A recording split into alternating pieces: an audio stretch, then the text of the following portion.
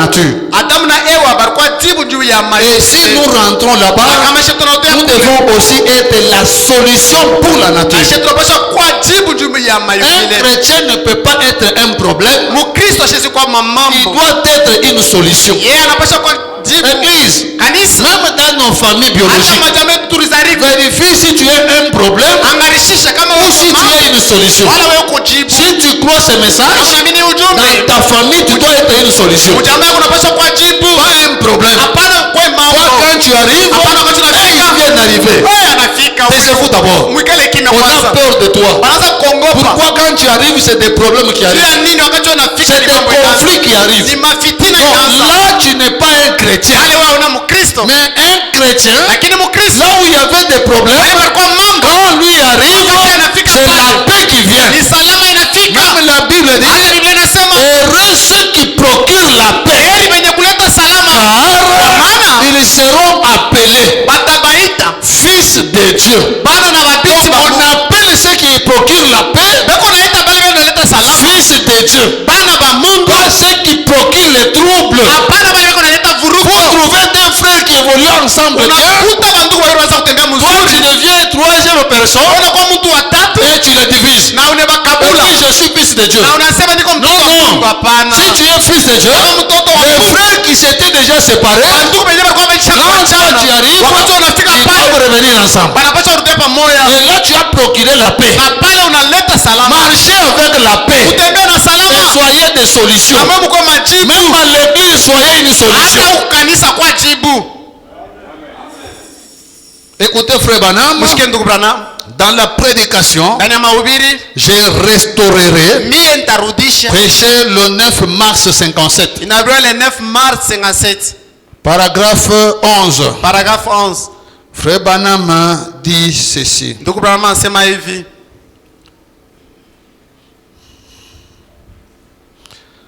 Ok, on descend un peu en bas ici. Frère Branham dit, mais ce dont je voudrais parler, c'est ceci. Les 4 grands destructeurs. Il y en a 4 grands destructeurs. Branham dit, le premier, c'est le gazam. Et le suivant, c'était la sauterelle. Et le suivant, c'était le gelec. Et enfin, le asile. C'était des destructeurs. Et ce qu'ils détruisaient, c'était l'héritage de Dieu, la vigne. Et si vous examinez attentivement ces 4 insectes, Branham dit, c'est le même insecte sous différentes formes. Gazam, sauterelle, tout ça, c'est le même insecte sous différentes formes. On aura entré en détail, mais nous sommes d'abord dans l'œuvre un peu évangélique. C'est le même insecte. C'est le même insecte sous différentes formes. Le asile, la sauterelle, le gelec. Je veux dire, je les ai confondus. Branham commence. Le premier était le gazam. Ensuite, la sauterelle. Puis le gelec et le asile. Nous avons appris que c'est le même insecte, simplement sous différentes formes de son évolution. Branham continue. Bon, si la Pentecôte a été la vigne de Dieu, Branham rentre à la Pentecôte. Si la Pentecôte a été la vigne de Dieu, c'était la nouvelle vigne qui avait poussé. Alors ces 4 destructeurs sont ceux qui ont dévoré et détruit la vigne, qui ont détruit la première arbre, le premier arbre. Cette vigne là commencé la Pentecôte, ile mchi ilianza ku Pentecote, il y a 4 insectes qui l'ont uko dévoré. bilulu ine bilikula. Même nos églises, Hata makanisa il y yetu a les 4 insectes qui nous uko dévorent. bilulu ine bikunetukula. Maintenant, Sasa voyons ce que la Pentecôte avait tuone kile Pentecote alikuwa et nayo voyons ce qui nous manque. na tuone ile netukosa. On est ensemble. Tuko pamoja. Branham nous recommande à la Pentecôte. Branham anatuagiza twende ku Tu Pentecote. regardes ce que la Pentecôte avait Unaona kile Pentecote et tu regardes ce qui te manque. kisha tena unaangalia kile kinakosa. La Pentecôte, Pentecote la première église là, kanisa ya kwanza c'est ça les talons de mesure. njoo fasha kuangalilia. Voyons ce que la Pentecôte avait Muone kile Pentecote alikuwa et nacho voyons ce qui nous manque. na tuone kile Puis kinetukosa. nous devions découvrir ce qui sont ces destructeurs, Na kisha tunapaswa kuvumbula benye banalabisha basi qui ils sont. ni Eh banani. Ni bien, mzuri. qu'est-ce qui a fait cela? Ni nini nilifanya ile? Maintenant, Sasa hivi la première chose que la Pentecôte a produite, kitu cha kwanza kile Pentecote ilizala, la première chose que la Pentecôte a produite, kitu cha kwanza kile Pentecote ilizala c'était l'amour fraternel. ilikuwa ni mapendo ya bunduku. Donc, si on t'a retourné à la Pentecôte, Kama wewe banakurudisha ku Pentecote, la première chose que tu vas manifester, kitu cha kwanza kile unapasha kuonesha l'amour fraternel. mapendo ya bunduku. Mais maintenant, si tu n'as pas l'amour, Kama wewe una mapendo, tu n'es pas croyant de ce message. maana yake hauna mwaminifu wa hii ujumbe. Si tu n'as pas d'amour, Kama una na tu mapendo, n'es pas croyant. hauna mwaminifu, Parce qu'on nous retourne à la kwa Pentecôte. sababu anaturudisha ku Pentecote. La première chose que la Pentecôte a produite, Kitu cha kwanza kile Pentecote ilileta c'était l'amour fraternel. ilikuwa ni mapendo ya bunduku. Et elle a détruit cette église de la Pentecôte Ile kanisa ku Pentecote a détruit le mur de séparation ilialabisha kibumbashi cha et a uanisho créé une fraternité na iliumba à bunduku tel point qu'ils avaient tout en commun. na mnamna ambaye wote walikuwa pamoja. Du temps de la Bible, une Mwangaza fraternité. Biblia walikuwa banaishi pamoja. Paul a parlé de cette fraternité. Paulo alisema njoo ile mapendo Il a présenté tous les dons de l'église de la Pentecôte. na alionyesha mazawadi yote ya mkanisa ya Et Pentecote. il a dit ensuite dans 1 Corinthiens chapitre 13, Na kisha nasema mu Korintho chapitre 13, quand je parlerai les langues des hommes et des anges, wakati mimi nitasema maluka ya bantu na ya si baba, je n'ai pas cet amour kama mimi Paulo shina na ile mapendo qui crée la fraternité, yenye inafanya bunduku, donc l'amour là qui crée la ile fraternité, mapendo inafanya bunduku. si je ne l'ai pas, Kama shina na ile mapendo, quand je parlerai les langues des hommes et des anges, wakati mimi nitasema maluka ya bantu na ya si je baba, n'ai pas cet amour qui crée la kama fraternité, mimi shina na ile mapendo inazala bunduku, je ne suis rien. shina kintu. Et quand j'aurai la chance de tous les mystères de Dieu, Na wakati tapata ile bahati ya donc, siri je yote ya Mungu, connais les mystères, oui, mimi ndio oui. siri ndiyo. Oh, non, non, Dieu dans la chaîne. Oh, oui, oui. Ya mtu ndiyo. Quand j'aurai la chance de tous les mystères de Dieu, Na wakati takuwa na ile bahati ya siri yote ya Mungu, je ne suis toujours rien sans l'amour. mie shina na maana bila mapendo. L'amour pour les frères. Mapendo juu ya banduku. Si tu n'as pas l'amour pour ton frère, Kama wewe hauna na mapendo juu ya ndugu tu yako, n'es même pas croyant de message. hauna hata mwaminifu wa ujumbe. Ce message est bâti sur l'amour. Hii mapendo banaijenga yule ya mapendo. On doit s'aimer les uns les autres. Tunapaswa kupendana pamoja na Et à la wengine. Na Pentecôte, kule ku Pentecote, ils s'aimaient les uns les autres. wanataka kupendana pamoja Ils na wengine. soutenaient les uns des autres. Wanataka kusaidiana pamoja na wengine. La douleur de l'un Maumivu ya moya était la douleur de l'autre. ilikuwa maumivu ya Même mwingine. quand ils ont vu Pierre en prison, Hata wakati wanaona Petero mgereza, personne n'a commencé à se moquer des autres. De Pierre. hakuna yule anaweza kucheka Petero. Ils ont arrêté même les travaux qu'ils faisaient Balishimamisha na kazi pour aller dans la chambre haute. njoo kwenda mchumba Donc ya tu ne peux pas accepter ça. kuchika hivi. Pierre, c'est notre frère. Paulo ni ndugu yetu. Comment lui peut être en prison? Namna gani anaweza kuwa Moi, mgereza? je vais en ville travailler. Mimi naenda mtaoni kutumika. Comment lui peut être dans cet état-là? Namna gani anaweza kuwa mwili Mais hivi? moi, je suis entré, donc je suis à l'aise. Lakini mimi niko starehe. Non, non. Hapana. Quand il voyait un frère dans des problèmes, Wakati wanataka kuna ndugu ndani ya ce mambo, n'était pas le problème de ce frère seul. haikuwa mambo ya ule ndugu C'était pekee. le problème de tout le monde. Ilikuwa ni mambo ya watu wote. C'est ça la Pentecôte. Njoo Pentecote. Et Malachie 4 Na Malaki est venu nous ramener là-bas. anakuwa kuturudisha kule. Comment un frère peut être éprouvé Namna gani ndugu anaweza absolument rien. banduku bengine abashituke. Nous sommes au courant du message. Tuko maminifu wa ujumbe. C'est quel message nous Ni croyons? ujumbe gani ile mnaamini? Il y a un frère qui est malade. Uko ndugu mwenye kwa Prions pour un frère qui est malade. Ombea ndugu mwenye kwa mgonjwa. Ça ne dit rien. Haiseme. On aurait été un frère dans la prison. Bana baba ndugu mgereza. Ça ne te dit rien. Haikushtusha. Oh, je suis croyant du Oh, message. niko maminifu wa ujumbe. Le Gazam a déjà dévoré l'amour. Kazama shakura mapendo.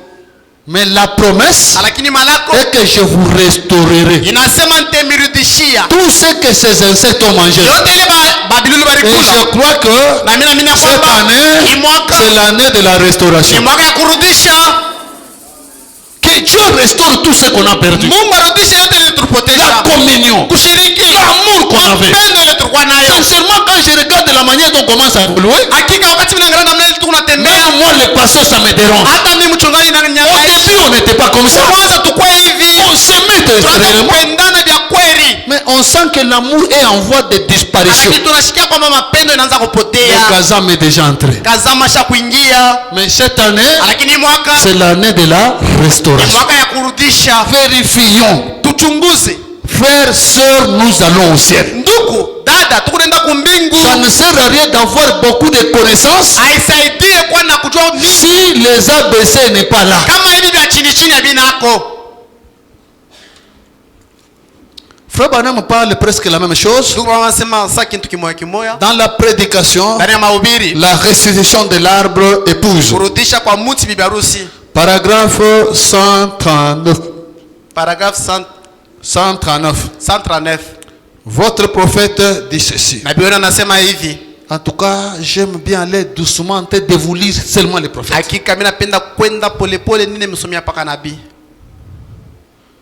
Pour que nous puissions rester avec ce que lui il a dit. Hivi tubakie na kile nabii anasema. Branham dit ceci. Branham anasema hivi. Le fruit suivant qu'il a ôté de l'arbre. Ile mchi yenye alitosha Vous vous rappelez, Mwe mnakumbuka l'amour mapendo est le premier fruit de cet arbre. ni tunda ya kwanza ya hii mchi. Le premier fruit. Tunda ya kwanza L'amour. ni mapendo. Vous vous rappelez, Mwe mnakumbuka l'amour est le premier fruit de cet arbre. mapendo ni tunda ya kwanza ya hii mchi. L'amour, Mapendo, la joie, furaha, la paix, amani, la longanité, la bonté, uzuri, la douceur, upole, la foi, la patience. C'est juste ani na uvumilivu ndio vile. dans le Saint-Esprit. Roho Mtakatifu. Maintenant, Sasa 9 dons spirituels avec 9 fruits de l'arbre. mazawadi kenda ya kiroho na matunda kenda ya Maintenant, sasa le premier insecte kilulu kya kwanza s'est mis à ronger le fruit de l'arbre. kio kilishimamia kinaanza kula matunda ya L'arbre est là. mti ko pale. L'arbre c'est l'église. Mti ni Et kanisa l'église c'est vous et moi. na L'église na kanisa c'est vous et moi. ni mwe na mie. C'est nous qui sommes l'église. Ishie benye kwa kanisa. Mais Lakini il y a l'insecte qui est entré, kilulu kenye qui kinaingia a commencé à dévorer. kinaanza kula Cet insecte-là, ile kilulu. le premier insecte, Kidudu kya c'est kwanza l'asile. ni azi Le gazam Gazam est entré, il yakiingia a attaqué le premier fruit. akachambulia ile tunda Et ya le premier fruit, na tunda ya c'est kwanza l'amour. ilikuwa mapendo. Maintenant, Sasa le premier insecte s'est mis à ronger le fruit de l'arbre. kidudu kya kwanza kikaanza kupepeta matunda ya mti. Maintenant, représentons-nous un grand arbre. Sasa tuoneshe sasa mti kubwa, L'arbre de Dieu mti ya Mungu qui porte 9 dons spirituels. yenye kubeba matunda 7 ya kiroho. Branham dit, Branham il anasema parle de ceux qui étaient dans le premier arbre, anasema dans la première église. ile ilikuwa mkanisa ya kwanza, Il guérissait les malades. balikuwa natunza bagonjwa, Il parlait en langue. balikuwa nasema muruga, Il chassait les démons. balikuwa nafukuza Ils mademoni, font de grandes œuvres balikuwa natenda et matendo ils kubwa, prêchaient la paix pure parole de Dieu. na balikuwa na ubiri neno C'est là que safi. nous sommes restés. Njoo pale si tunabakiriria Prêcher la pure parole de Dieu. kuhubiri paka neno safi ya Mungu. Les autres là, non, ça c'est pas un problème. Bile bingine bile abina na mambo. Rejouons la bande. Tusemunune. Il guérissait les malades. Balikuwa natunza Il magonjwa. parlait en langue. Balikuwa nasema. Il chassait les démons. Balikuwa nafukuza mademona. Ils font des grandes œuvres. Balikuwa Et natenda ils matendo. prêchaient la pure parole de Dieu Balikuwa na ubiri neno sans safi. dénomination pour les lier. Bila zebu juu ya Ils kupita. sont libres. Balikuwa Et huru. ils accomplissaient une grande œuvre. Na balikuwa natimiza tendo Puis kubwa.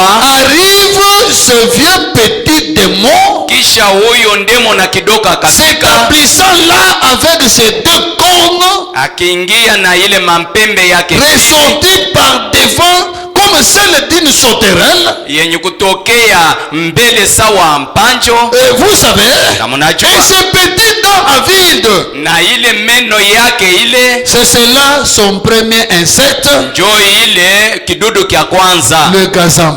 gazam. Église, Kanisa, que chacun vérifie si le gazam n'est pas entré. kila mmoja achunguze kama kazama shina mwenye Même dans kuingia. nos foyers, le gazam est entré. Hata mu majamaa yetu kazama ningia. Regardez quand vous aviez commencé au commencement de votre amour. Mwangalie wakati ulianza mapendo yako ya kumwanja. L'homme aimait sa femme.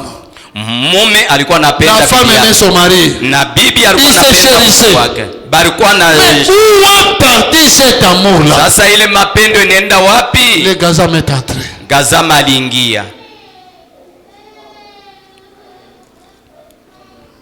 C'est cela son premier insecte, le gazam. Njo ile kidudu kya kwanza gazama. Il est venu pour dévorer l'amour fraternel. Anakuya juu ya kupepeta mapendo ya bunduku. Il a dit, Isema, vous savez, mnajua un tel a fait telle chose là à l'église, un tel. fulani alifanya kitu fulani mukanisa fulani. Et il entre Aniingia avec des critiques. na masimango. C'est pourquoi frère Branham dit, Njo maana ndugu Branham les anasema critiques, masimango c'est l'acide sulfurique dans l'église. ni sumu ndani ya kanisa.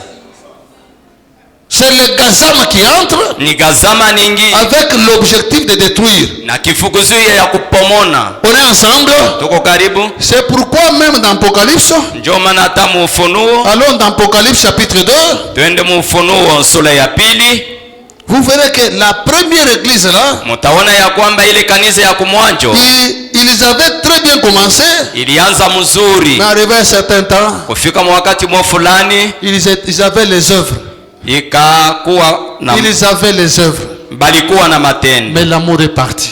lakini mapendo ikiingia. Allons dans Apocalypse chapitre 2, Ufunuo sura ya pili, même à partir du premier verset. hata kuanzia kwa mstari ya Parce que kwanza. la première église, c'est l'église d'Éphèse. Kanisa ya kwanza ni kanisa ya Efeso. Écoutez maintenant ce que la Bible dit. Musikie sasa kile Biblia inasema. Écrit à l'ange de l'église d'Éphèse. Andikia malaika wa kanisa ya Efeso. Voici ce que dit celui qui tient les 7 étoiles dans sa main droite. Tazama ule mwenye kushika manyota saba Celui ndani qui ya marche mkono yake. au milieu de 7 lampes d'or. Huyu mwenye kutembea kati ya binara saba. Écoutez.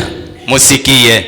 Je connais tes œuvres. Minajua matendo ya Je connais tes œuvres. Mungu, anajua matendo Tu ya. viens chaque jour à l'église. Unakuya siku Tu zote kwa donnes les kanisa, offrandes. Tu unaleta donnes sadaka, les dîmes. unaleta Ça, chekumi ile. même Dieu connaît. Hata Mungu anajua. Je connais tes œuvres. Minajua matendo Ton zako, travail. kazi zako. Tu nettoies pour ton mari. Uko nafuria bwana yako, Toi aussi tu achètes des habits pour ta femme. na wewe tena unauzia bibi yako. Je connais tes œuvres. Minajua matendo Ton zako, travail. kazi Et zako ta persévérance. na kutumu kwako. Je sais Minajua que tu ne peux supporter les méchants. hawezi kuvumilia baofu, Que tu as éprouvé ceux qui se disent apôtres et qui ne le sont pas. ulipima benye kusema ya kwamba ni baba mitume lakini L'église hapana catholique, mitume. Mbabia Bongo Bale. Ah, l'église catholique ce sont des Oh non, non, il y a les séducteurs, il y a ceci. Oui, oui, tout ça, Dieu connaît. Oh, bile biote Mungu anajua.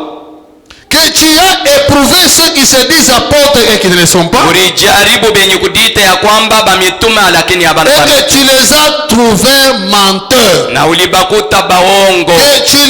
Que tu as de la persévérance. Uko na kudumu. Tangu tulianzaka tu es toujours là, 20 ans message. Depuis que nous avons commencé, tu as déjà 20 ans. Que tu as souffert à cause de mon nom. Na ulitesa sababu ya dita. Et tu ne t'es point lassé. Na ukuachilie kama. Tout ça je sais. Yote ile Mungu anajua. Mais lakini ce que j'ai contre toi, ile minapingana na wewe, c'est que tu as abandonné ton premier amour. Unaachilia mapendo yako ya kwanza. Quand tu avais cru ce message, wakati uliamini hiyo, tu étais ce que tu es aujourd'hui. Na eti uko vile uko leo. Tu t'absentais à l'église très facilement comme ça. Ulikuwa na baki yako kwa kanisa teketeke hivi. Le kazama est entré. Kazama alishaingia. Tu as perdu ton premier amour. Unapoteza mapendo yako ya kwanza. Toutes ces œuvres que tu fais, na matendo yote uko nafanya, Dieu connaît. Mungu anajua. Mais lakini tu as perdu ton premier amour. Unapoteza mapendo yako ya kwanza. Écoutez, usikie. Souviens-toi donc d'où tu es tombé.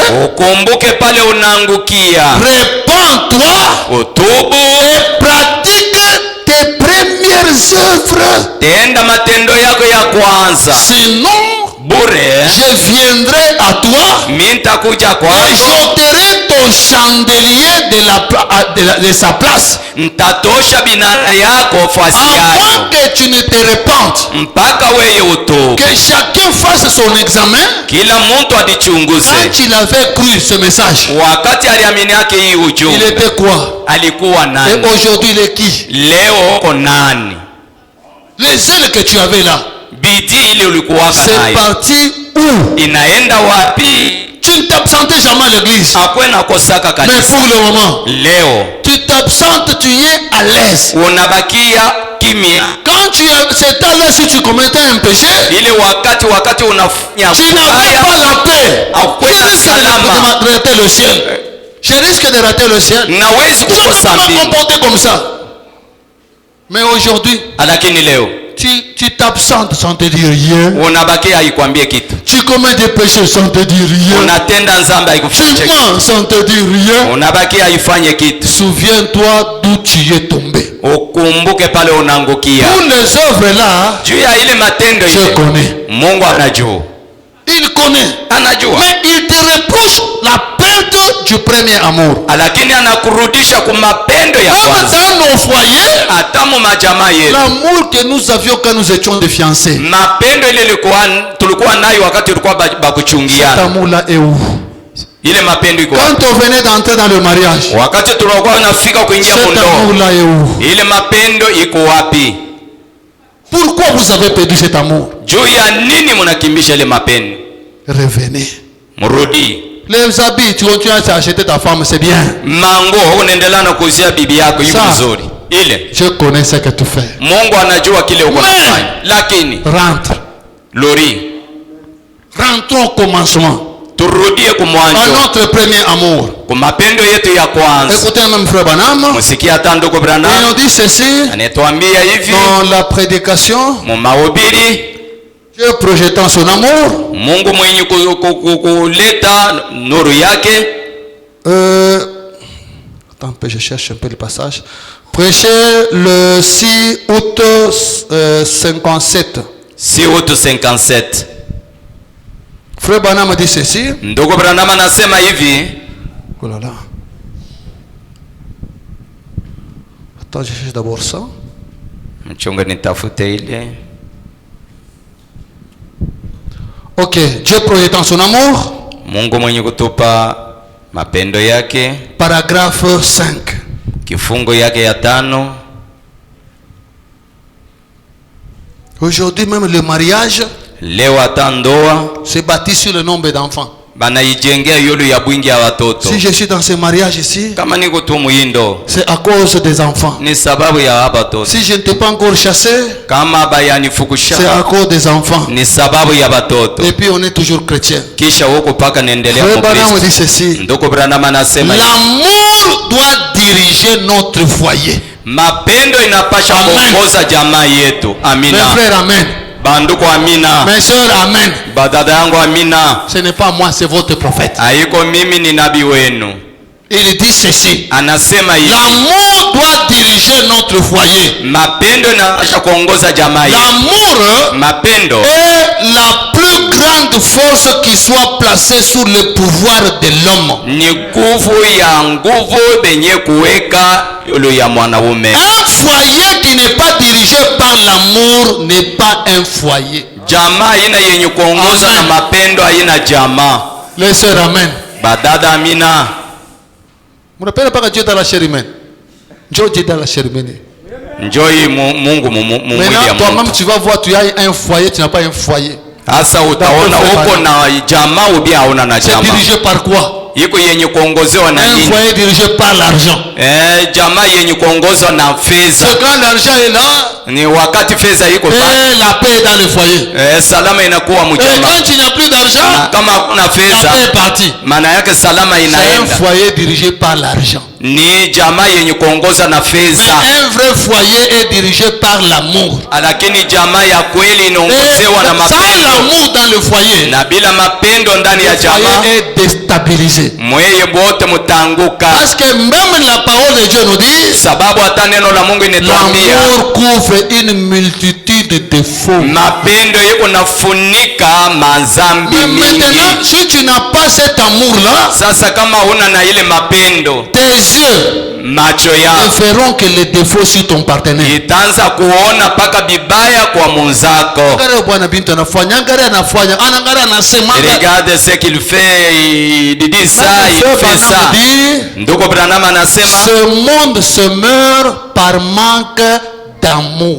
hii dunia iko na kufwa kukosewa kwa mapendo. Même nos foyers se meurent par manque d'amour. Hata majamaa yetu iko na kufwa ukosefu ya mapendo. Un mari qui aime sa femme, Bwana mwenye kupenda bibi yake il ne doit pas accuser sa femme partout.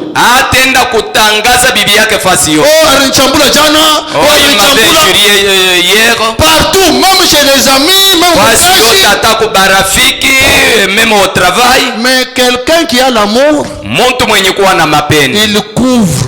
On anafinika. est ensemble, hein? Tuko pamoja. L'amour couvre. Mapendo iko nafinika. Ce n'est pas que Haiko ya dans kwamba un foyer là vous voyez la paix, ndani ya ile jamaa il n'est pas dit qu'il n'y a pas des erreurs. hamuna mankosa. Les familles que vous voyez qui vivent bien là, Majamaa mko naona iko naishi il y mzuri. a aussi des erreurs. Muko tena mankosa. Mais Lakini l'amour couvre tout. mapendo inafinika vyote. Même dans mon foyer, ma femme est là. Hata mjamaa yangu bibi yangu iko Il y pale. a aussi des problèmes des fois. Muko tena mambo Mais mengine, j'aime lakini ma femme, je le couvre. mimi napenda bibi yangu. Elle aussi même, elle me couvre. Na yeye ananipenda, ananifinika. On est ensemble. Tuko pamoja. Mais vraiment, il faut yangu, il vraiment. Mais Mie vraiment, tu- il faut il faut ça ya pasteur. Mie tu kama mimi nakuwa kuna jamaa saa ya pastori. Kama unapenda kuwa na foyer ça ya pasteur, Si tu veux avoir la famille comme la famille du pasteur, restaure l'amour. rudisha Voilà. mapendo. Si vous restaurez l'amour, Kama unarudisha Ça va mapendo, itatembea. on est ensemble, hein? Tuna pamoja.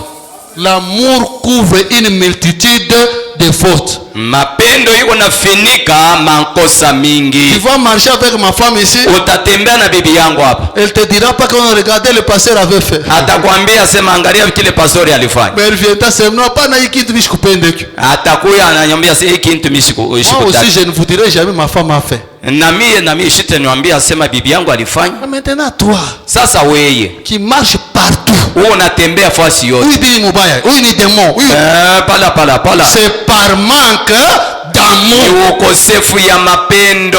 Rentrons au commencement. Turudie kumwanjo. Dieu a promis, Mungu alilaka je restaurerai ntarudisha tout ce qu'on a dévoré. yote ile Que balipepeta. Dieu restaure nos foyers. Mungu arudishe majamaa Que yetu. Dieu restaure notre église. Mungu arudishe kanisa Il yetu, restaure notre marche. arudishe mnendo Que le yetu, premier amour revienne. mapendo ya kwanza Un irudi. foyer est dirigé par l'amour. Mapendo mapendo iko natembesha jamaa. L'amour, Mapendo c'est ça le premier fruit de l'arbre. njo tunda ya kwanza ya muti. Écoutez frère Branham, Msikie ndugu Branham dans la prédication, ndani ya mahubiri, l'amour divin. mapendo ya Mungu. Prêché le 5 mars 57, 5 mars 57 paragraphe 14. kifungu 14. Frère Branham dit ceci. Ndugu Branham anasema hivi, Nous parlons des fruits de l'arbre. tunasema yule ya matunda ya muti. Que Dieu restaure nos foyers. Mungu arudishe majamaa yetu. Que Dieu restaure l'amour qu'on avait au début. Mungu arudishe mapendo ile tulikuwa nayo kumwanjo. Branham dit, Branham anasema, vous souvenez-vous de mon premier dimanche? mnakumbuka juma yangu ya kwanza? Le petit ressort principal au centre de l'horloge, Maana yake kale ka resor ka kwanza mule mukatikati ya saa règle cette horloge par rapport à tout. iko natengeneza hii saa kupitia Dans yote. l'horloge, Maana yake ndani il y ya a saa un petit ressort muko ka resor qui kalo règle tout. njo kale keko natengeneza byote. Branham dit, Branham et anasema, alors que Dieu est amour, na hivi Mungu ni mapendo, et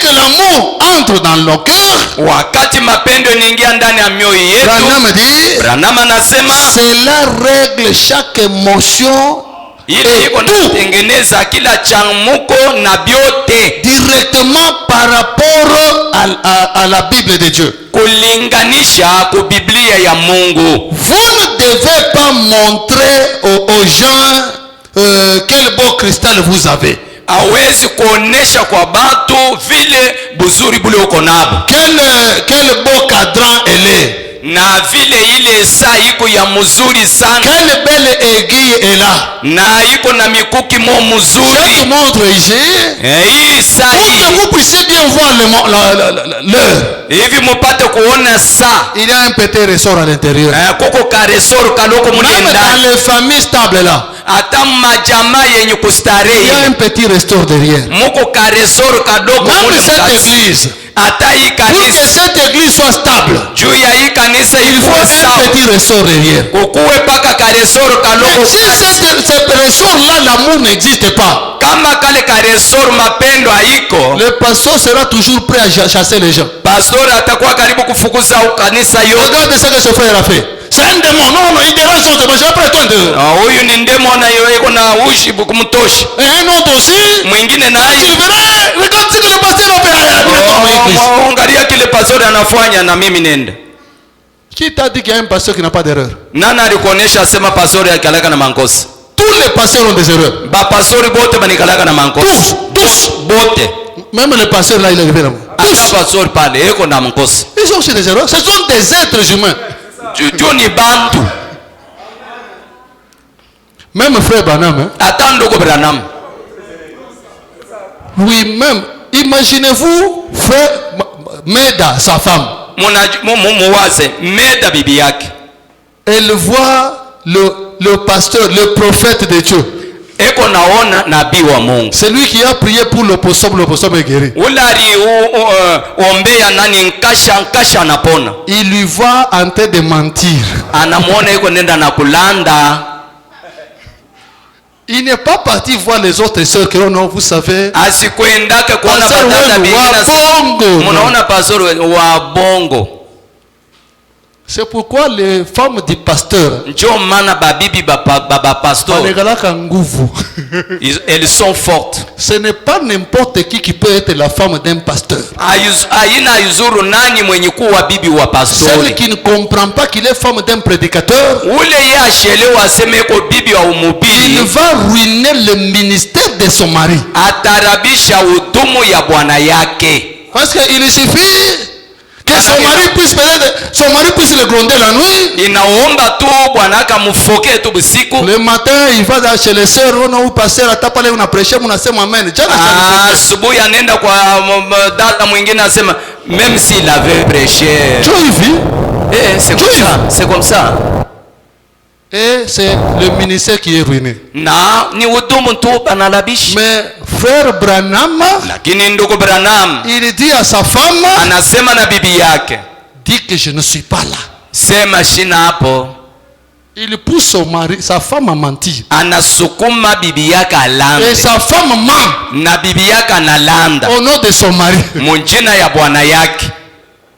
Et il est resté toujours son pasteur. Na anabakia paka Il pastori. est resté toujours le pasteur, le prophète. Anabakia paka pastori nabii. Et sa femme n'est pas allée chanter partout. Na bibi yake akwende kuzambarisha fasi Un yote. jour, frère Branham veut monter du haut de la chaise. Siku moja ndugu Branham anapenda kupanda Il kumbali. dit à l'église. Anasema na kanisa. L'église, Kanisa il y a un démon qui m'a beaucoup tourmenté. kuko ndemo na moja ananiushi J'avais sana. parlé même à ma femme ici, ça ne marche toujours pas. Nasema na bibi yangu hapa abitembee. Et c'est un démon de critique. Ni ndemo na wamashimango. Priez pour moi. Munyombeyeko. Si c'était toi, Kama ilikuwa wewe. pasteur, hier, moi, n'a pas tout couché, c'est le nom, mieux de moi, critique en dérangeant. Lui-même, le pasteur, il passe devant, il dit que c'est un démon qui le dérange. Mina toka tu mwenenda mwele Shaddai. Je sors, Ouais, le je Shaddai, vais c'est chercher bien. une autre église. J'ai acheté à Biaville. Bon, et le Shaddai, il a aussi ses problèmes. Kule kwa ile Shaddai, kuko paka mambo ile moja moja. Il a aussi ses problèmes que sa femme connaît. Na yeye kuna yake mambo ile bibi yake anajua. Mais l'amour Lakini mapendo couvre une multitude de fautes. inafinika makosa mingi. Celui qui parle des défauts de son conjoint, Ule kunasema bibaya ya ndugu yake, il manque seulement l'amour. eko nakosa tu mapendo. Ça étonne même, il y a des croyants qui parlent mal de leur propre église. Inashangaisha kwa kuona baminifu beko nasema bibaya ya Ils kanisa parlent yao. mal de leur propre pasteur. Beko nasema bibaya ya pastori wabo. L'amour Mapendo couvre une multitude de fautes. iko nafinika makosa mingi. Branham continue. Branham anaendelea, Quel beau rubis est là, hata vile iko mzuri mais pale plutôt, nayo quelle belle horloge c'est. hata ile saa iko ya Et mzuri. le montre en assez. Écoutez, Branham dit, Branham anasema le monde saa en a le monde. dunia Le monde dunia en a assez de regarder ces grands cloches. iko yenye inachoka na kuangalia hii tabernacle, il est déjà, le monde est fatigué de ça. manake dunia inachoka na ile. Tunayenga bima tabernacle modèle. Maana yake nous avons construit des tabernacles Bien des modèles différents. bien ma brique, bien ibi na ibi. Les gens n'ont plus besoin de ça. Bantu abana lazima na kujenga kwetu. Oh, kitample ketu njo kiabia kinashina kia bengine. Oh, ce tabernacle là est belle. Vous construisez un bon tabernacle. Unajenga maskari ya Vous vizuri. entrez à l'intérieur. Lakini unaingia Les ndani. gens se mettent des poisons. Bantu beko na wekeana nsumu. À quoi bon ce bâtiment là? Ile majengo inakuwa mzuri kunini? Vaut mieux kukipomona tu. Ni mzuri kuiangusha. Parce que les gazama sont en train. Sababu gazama anaingia. Ronger kwa bia kweli. Banapepeta na kupepeta kwa kweli. Comment un chrétien qui croit ce message peut empoisonner un autre? Namna kani mukristo anaamini hii ujumba nende kuwekea mwingine nsumu. Et un dimanche là, il se lave bien. Na mujuma mule analamuka na nawa mzuri. Il demande même à sa femme, nipatie pantalon ni voile. Il demande même à sa femme Il le met la pantalon. cravate. Anaweka cravate. Pendant que hier samedi, Na jana il mangali a empoisonné quelqu'un. alienda kuwekea mtu Il est nsumu. venu faire quoi à l'église? Anakuya kufanya nini kukanisa? Il est venu faire quoi? Anakuwa kufanya nini? Je ne sais pas si j'ai une brochure ici. Ah voilà, heureusement. Écoutez frère Branham. Msikie ndugu Branham. Il dit ceci Anasema hivi dans la prédication. ndani ya mahubiri. La seconde venue du Seigneur. Kuja kwa mara ya pili kwa Bwana. Paragraphe 58. Kifungo yake 58 na Frère Branham dit ceci. ndugu Branham anasema hivi. Il est plus tard que nous ne le pensons. Inakuwa nyuma vile tuko na waza. Nous ne venons pas à l'église pour occuper un banc. Hatukuye kukanisa jua kubeba. Nous ne venons pas à l'église pour entendre un bon sermon. Hatukuye kukanisa jua kushikia Ni mahubiri pour vizuri. entendre une bonne musique. wala kusikia mimbo mzuri. Toutes ces choses ont leur place. Bintu byote biko nafasi Mais yake. ce que nous ferons de mieux en venant à l'église, Lakini ile tutafanya mzuri mukuja kukanisa c'est de nous examiner vis-à-vis de Dieu ni kujichunguza mbele ya Mungu concernant le salut de nos âmes. yenye kuangalia wokovu ya manafsi Car yetu, le jour de la rédemption est proche. sababu wakati ya ukombozi inakaribia. Comment tu peux haïr ton frère? Namna gani uweze Mais tu kuchukia viens ndugu yako, toujours à l'église. lakini huko nakuwa mkanisa siku zote? En toi là, il y a quoi? Ndani mwako muko nini? Moi je ne crois jamais. Mimi siamini kama Quelqu'un peut avoir le Saint-Esprit. mtu anaweza kuwa na Là roho où il y a le takatifu. Saint-Esprit, Mule muko il y a roho aussi la takatifu. jalousie, Muko il y tena a la haine. muko Je ne tena crois pas chuki. comme ça. Hapana, mimi siamini vile.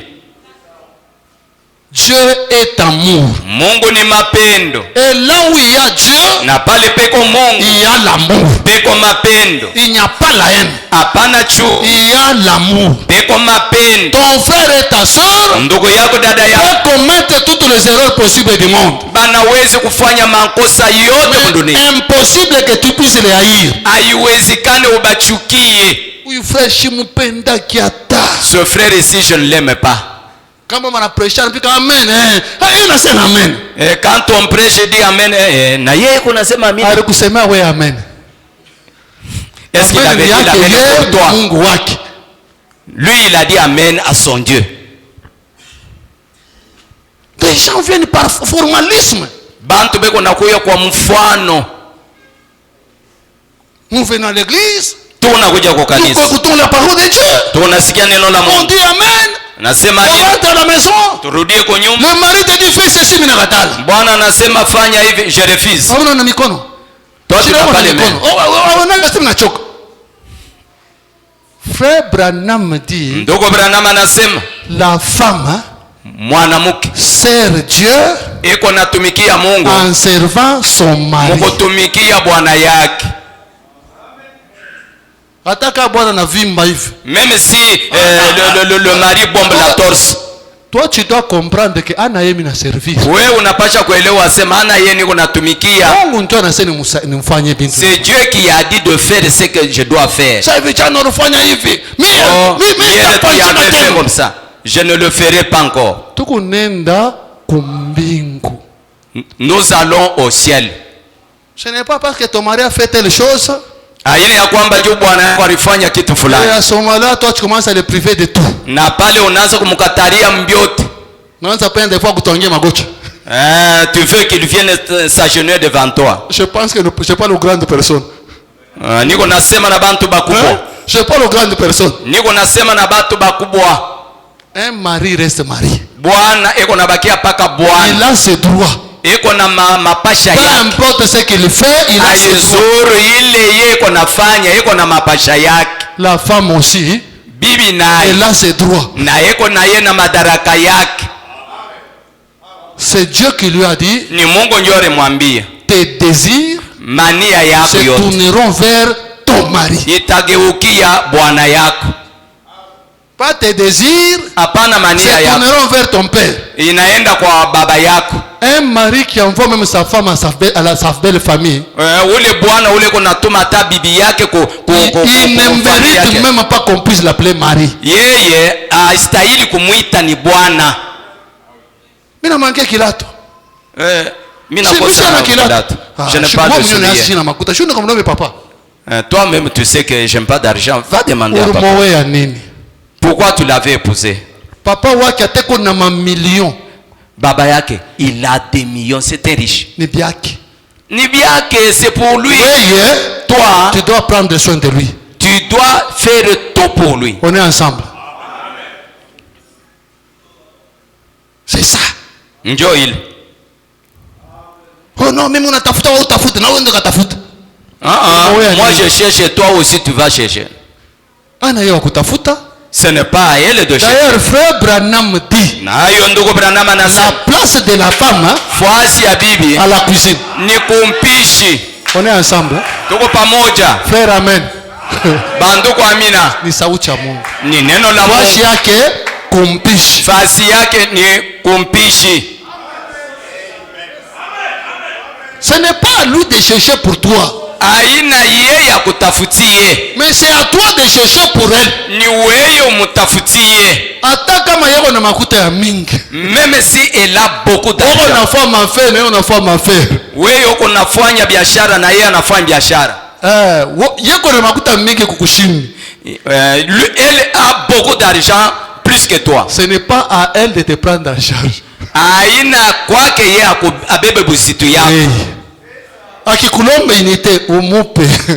Si elle te demande des unités, tu dois lui donner. C'est toi qui as de l'argent, comment tu me demandes? L'État ni sharia yake. Dieu a fait des choses dans ce sens-là. Mungu alifanya bintu muile aina. La femme, même si elle a des millions, bibi atake iko na mamilioni, les 1000 francs que toi tu lui donnes là, ile 1000 francs ile wewe uko nampatia, ça lui donne la joie. Inampatia furaha. Mais maintenant wewe hata 1000 francs kwa kumpatia ni un problème. Maintenant toi même 1000 francs tu ne lui donnes pas. Hata kwa bashukwe vile. Même chez elle. Elle n'était pas comme ça. Chez elle, elle n'était pas comme ça. Chez elle n'était pas comme ça. Quoi, papa, il n'a pas ton argent de poche. Elle était là-bas, son père lui donnait même de l'argent de poche. Mais wakati anafika mundo, elle a droit à manger. Point barre. Yeye anakuwa na daraka paka kula kunaishia pale. Shusha kula ni nini? Wewe unakula sasa mambo gani tena? Le mariage est bâti sur l'amour. Mapendo, ndoa inajengewa pa mapendo. Jésus nous reproche. Yesu eko natukemea. Nous avons perdu notre premier amour. Tunapoteza mapendo yetu ya kwanza. Écoutez une écriture ici que j'ai cherché d'ailleurs. Musiki andiko hapa nilikuwa natafuta. Dans la seconde venue du Seigneur. Mkuja kwa mara ya pili kwa Bwana. Paragraphe 61. Kifungo yake 61. Frère Branham dit ceci. Ndoko Branham anasema hivi. S'il n'y a jamais eu un temps où l'église devait faire l'inventaire, kama akuya kuwa wakati ile kanisa ilipasha kujichunguza, pour voir si on a toutes les drachmes, jua kuona kama tuko na taranta yote, c'est bien maintenant. Ni sasa. Il fait sombre. Kunakuwa kweusi. L'oppression et le nuage d'une civilisation dévastatrice, mukazo na kizungu, sont suspendus au-dessus de la terre. Yeko yenye kuweka yolo ya dunia. Frère Branham dit qu'il fait sombre. Ndugu Branham anasema kunakuwa ngiza. Mes chers frères et sœurs, bapendo bandugu na badada, je ne sais pas si vous-même réellement vous tirez attention sur ce qui se passe dans le monde. Mimi sijue kama muko nafanya angalisho kuile iliko napitikana mudunia. Quand vous regardez la manière dont les choses marchent dans le monde, wakati munaangalia namna kani bitu biko natembea mudunia, vous trouvez déjà que les États-Unis et la Russie munakuta ya kwamba Amerika na Rusia sont en train de se provoquer déjà. Beko na nenda na kujichokoza. Et quand vous regardez bien, na wakati mnatazama vous sentez que nous nous approchons d'une troisième guerre mondiale. Moko nasikia ya kwamba tunakaribia mvita kubwa ya tatu. Mais qu'est-ce que Frère Branham a dit? Sasa ndugu Branham alisema, Frère Branham nous a dit, ndugu Branham cette troisième guerre mondiale là, hii vita ya tatu ya dunia yote ne trouvera pas l'épouse sur la terre. Haitakuta bibi harusi duniani. L'enlèvement va se produire avant. Kunyangulio kutafanyika mbele. Regardez la réalité maintenant. Lakini muangalie ile tuko naishi sasa. Vous sentez vraiment que nous allons vers une grande guerre. Munaangalia na munashikia sema tuko nelekea kumvita kubwa. Tout ce qui se passe là, yote kunapitikana ile, ce sont des faits clignotants. Maana yake ni mamoto yiko na pour vous et pour vous, juu yenu na juu yangu, pour que nous puissions arranger nos vies. Hivi tupate kutengeneza maisha yetu. Non,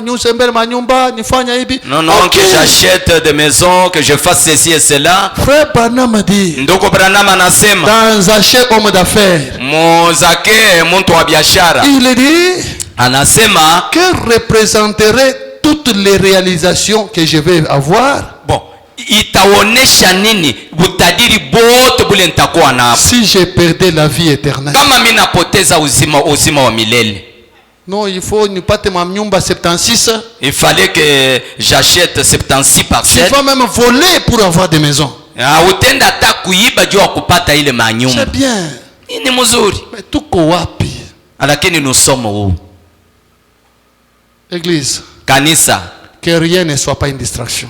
ile isikuwe kulengamisha. Que rien ne soit pas pour nous une distraction. Kintu hata kimoya kishikulengamishe. Même le mariage ne soit pas une distraction. Hata ndoa isikuwe kulengamisha. Ma sœur, Dada, que nous les frères ne soyons pas une distraction.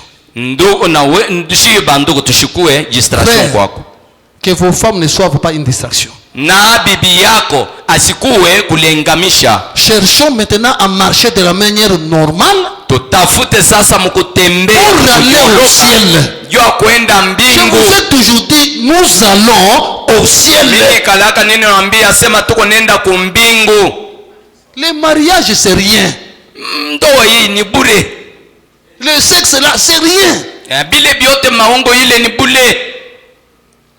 Faudrait pas que ces choses là Haifai bile bintu. soient des choses, le pied d'achoppement. Bikuwe saa ribo ya kikwazo. Que chacun cherche à plaire à Dieu. Kila mmoja atafuta kumpendeze Que Mungu. tu aies l'argent, Uwe na que fezi, tu n'aies pas l'argent, hauna na fezi, cherche à plaire à Dieu. tafuta umupendeze Mungu. Que le mari puisse t'aimer, Bwana akupende, qui ne t'aime pas, asikupende, cherche à plaire à Dieu. tafuta Que umupendeze la femme Mungu. puisse t'aimer, Bibi qui ne akupende, t'aime pas, asikupende, cherche à plaire à Dieu. tafuta umpendeze Mungu. Nous allons au ciel. Tuko naenda mbinguni.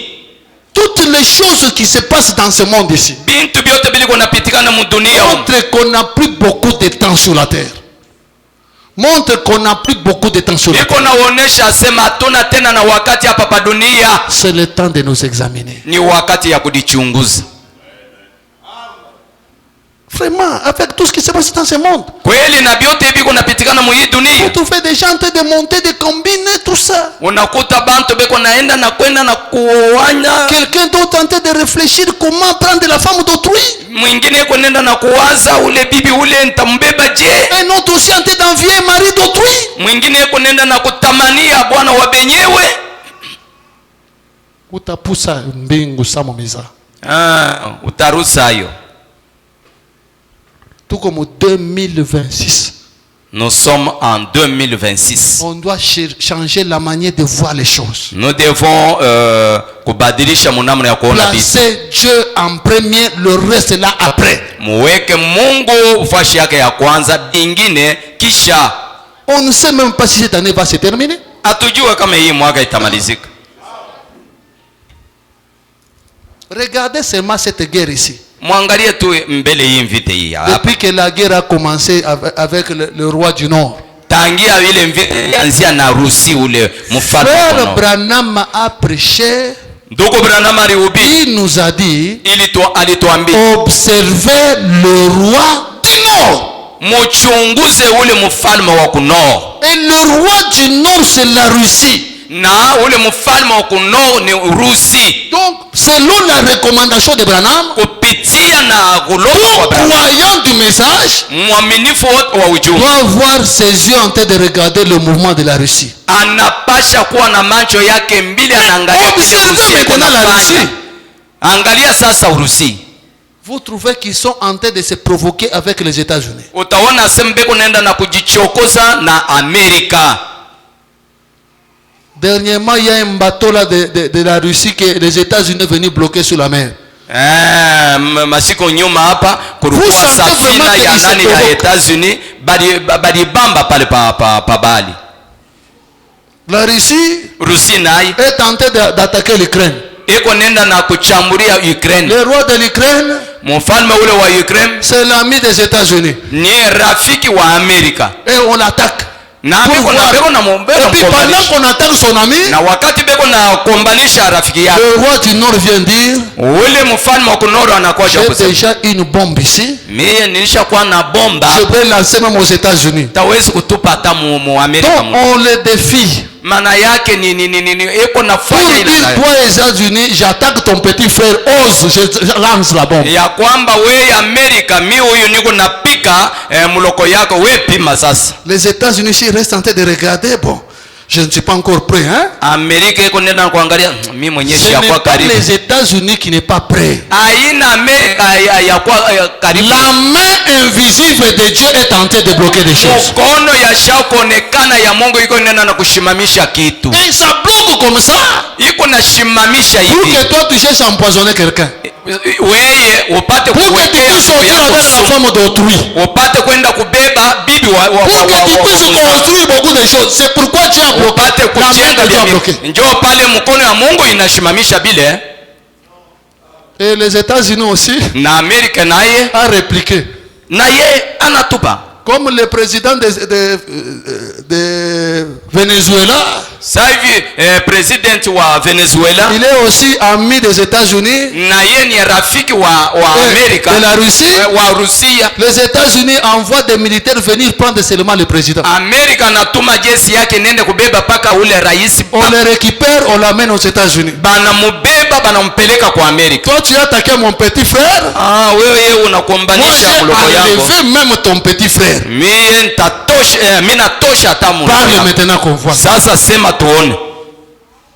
Ils sont en train de s'observer. Beko denda na kujiangalisha. Église, pourquoi ces choses arrivent? Kanisa juu ya dini hivi bintu biko nafika. C'est pour toi et pour moi. Ni juu yako na juu yangu. Pour que nous puissions voir ça, Hivi tuone ile. que nous soyons sérieux avec ce message. Tukue bahaki na hii ujumbe. Branham m'avait déjà parlé de ça. Branham alikuwa alishasema yule ya ile. C'est pourquoi il dit, Ndio maana anasema il est plus tard que nous ne le pensions. wakati ilishapita kushindia kuwaza Et kwetu. frère Branham continue à dire, Branham anaendelea anasema nous vivons dans un temps d'emprunt.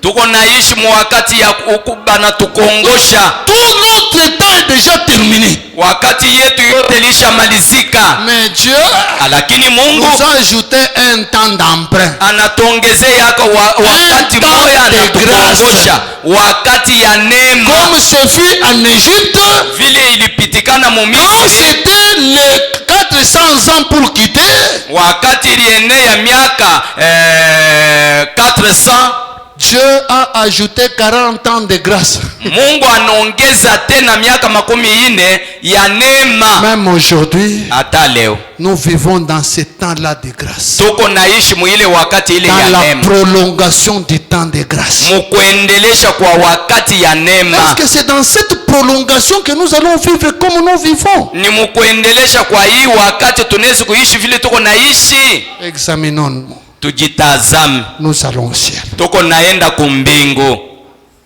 Certaines personnes vont rater le ciel. Batu bingine batakosa mbingu. Non, non, moi j'ai reçu le messager. Hapana, mimi nilipokea mjumbe. La Bible dit, Biblia inasema ce qui arriva au temps de Lot ili lifikaka wakati ya Lota arrivera pareillement. itafika vile vile. Le temps de Lot, Wakati ya Lota les messagers sont entrés même à Sodome. bajumbe balingia hata mu Sodoma. Ils ont trouvé l'homosexualité. Balikuta banaume na banaume, banamuke na banamuke. Et ils ont dit à Lot et à sa famille, Na balisema kwa Lota na jamaa yake, quittez Sodome.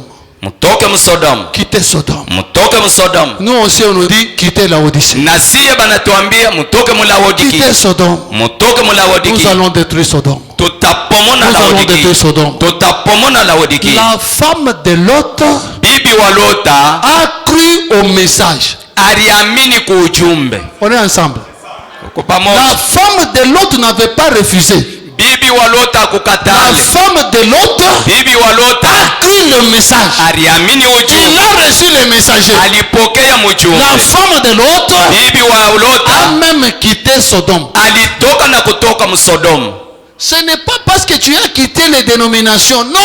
Haiko ya kwamba sababu ulitoka msiku wa Même la kane. femme de Lot avait quitté Sodome. Hata bibi wa Lota alitoka Msodomu. Ils étaient en train de partir.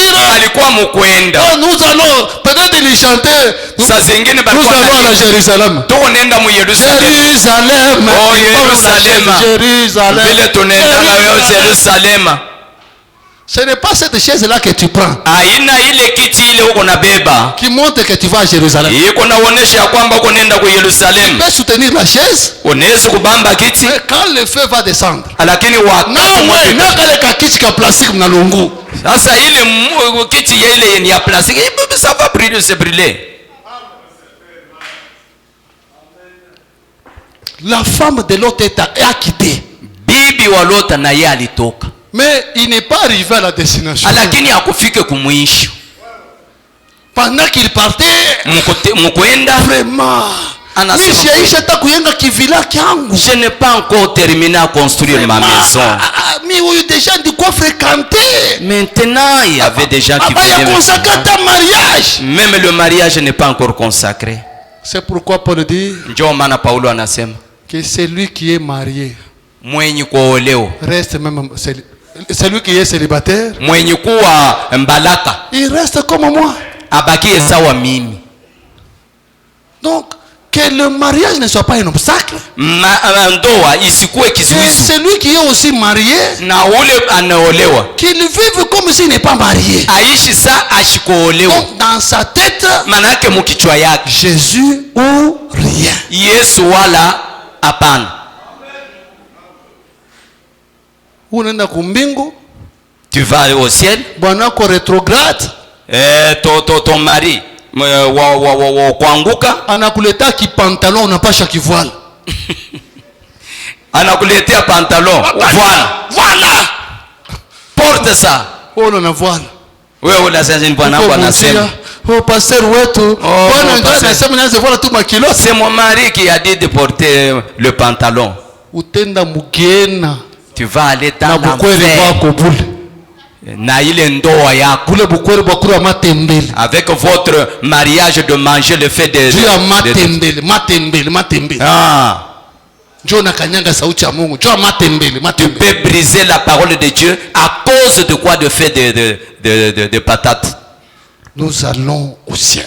Tuko naenda kumbingu, Soyons sérieux dans ce que nous faisons. tuwe bahaki mubile tuko J'aimerais nafanya. que cette année soit une année spéciale. Nataka hii mwaka ipate kwa mwaka ya Nous upekee, allons beaucoup nous sanctifier pour aller au ciel. ile tutajitakasa sana juu ya kwenda mbinguni.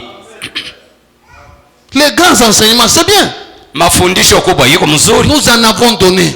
tulishaileta, Mais lakini la stature de l'homme parfait. kipimo ya mtu mkamilifu, Dieu voulant, on va même parler sur ça. Mungu akipenda La tutasema stature hiyo. de l'homme parfait. Kipimo ya mtu mkamilifu. Je crois Dieu dans la chair humaine. Oh, mimi naamini Mungu mumwili J'irai ya au Mungu. ciel. Mtenda kumbingu. Ok. Ndiyo. Si tu crois Dieu dans la chair humaine, Kama unaamini Mungu ndani ya mwili ya Mungu, nous allons voir ta vie, non? siye tutaona maisha yako, hapana. Parce que si tu crois Dieu dans la chair humaine, Sababu kama unaamini Mungu mwili ya mtu, Dieu viendra placer son esprit en toi. Mungu atakuja kuweka roho yake ndani mwako, Et tu vas l'aimer plus que tout au monde. na utamupenda kushindia vitu vyote mudunia. Les gazam ont déjà rongé tout. Gazama ilishapepeta vyote.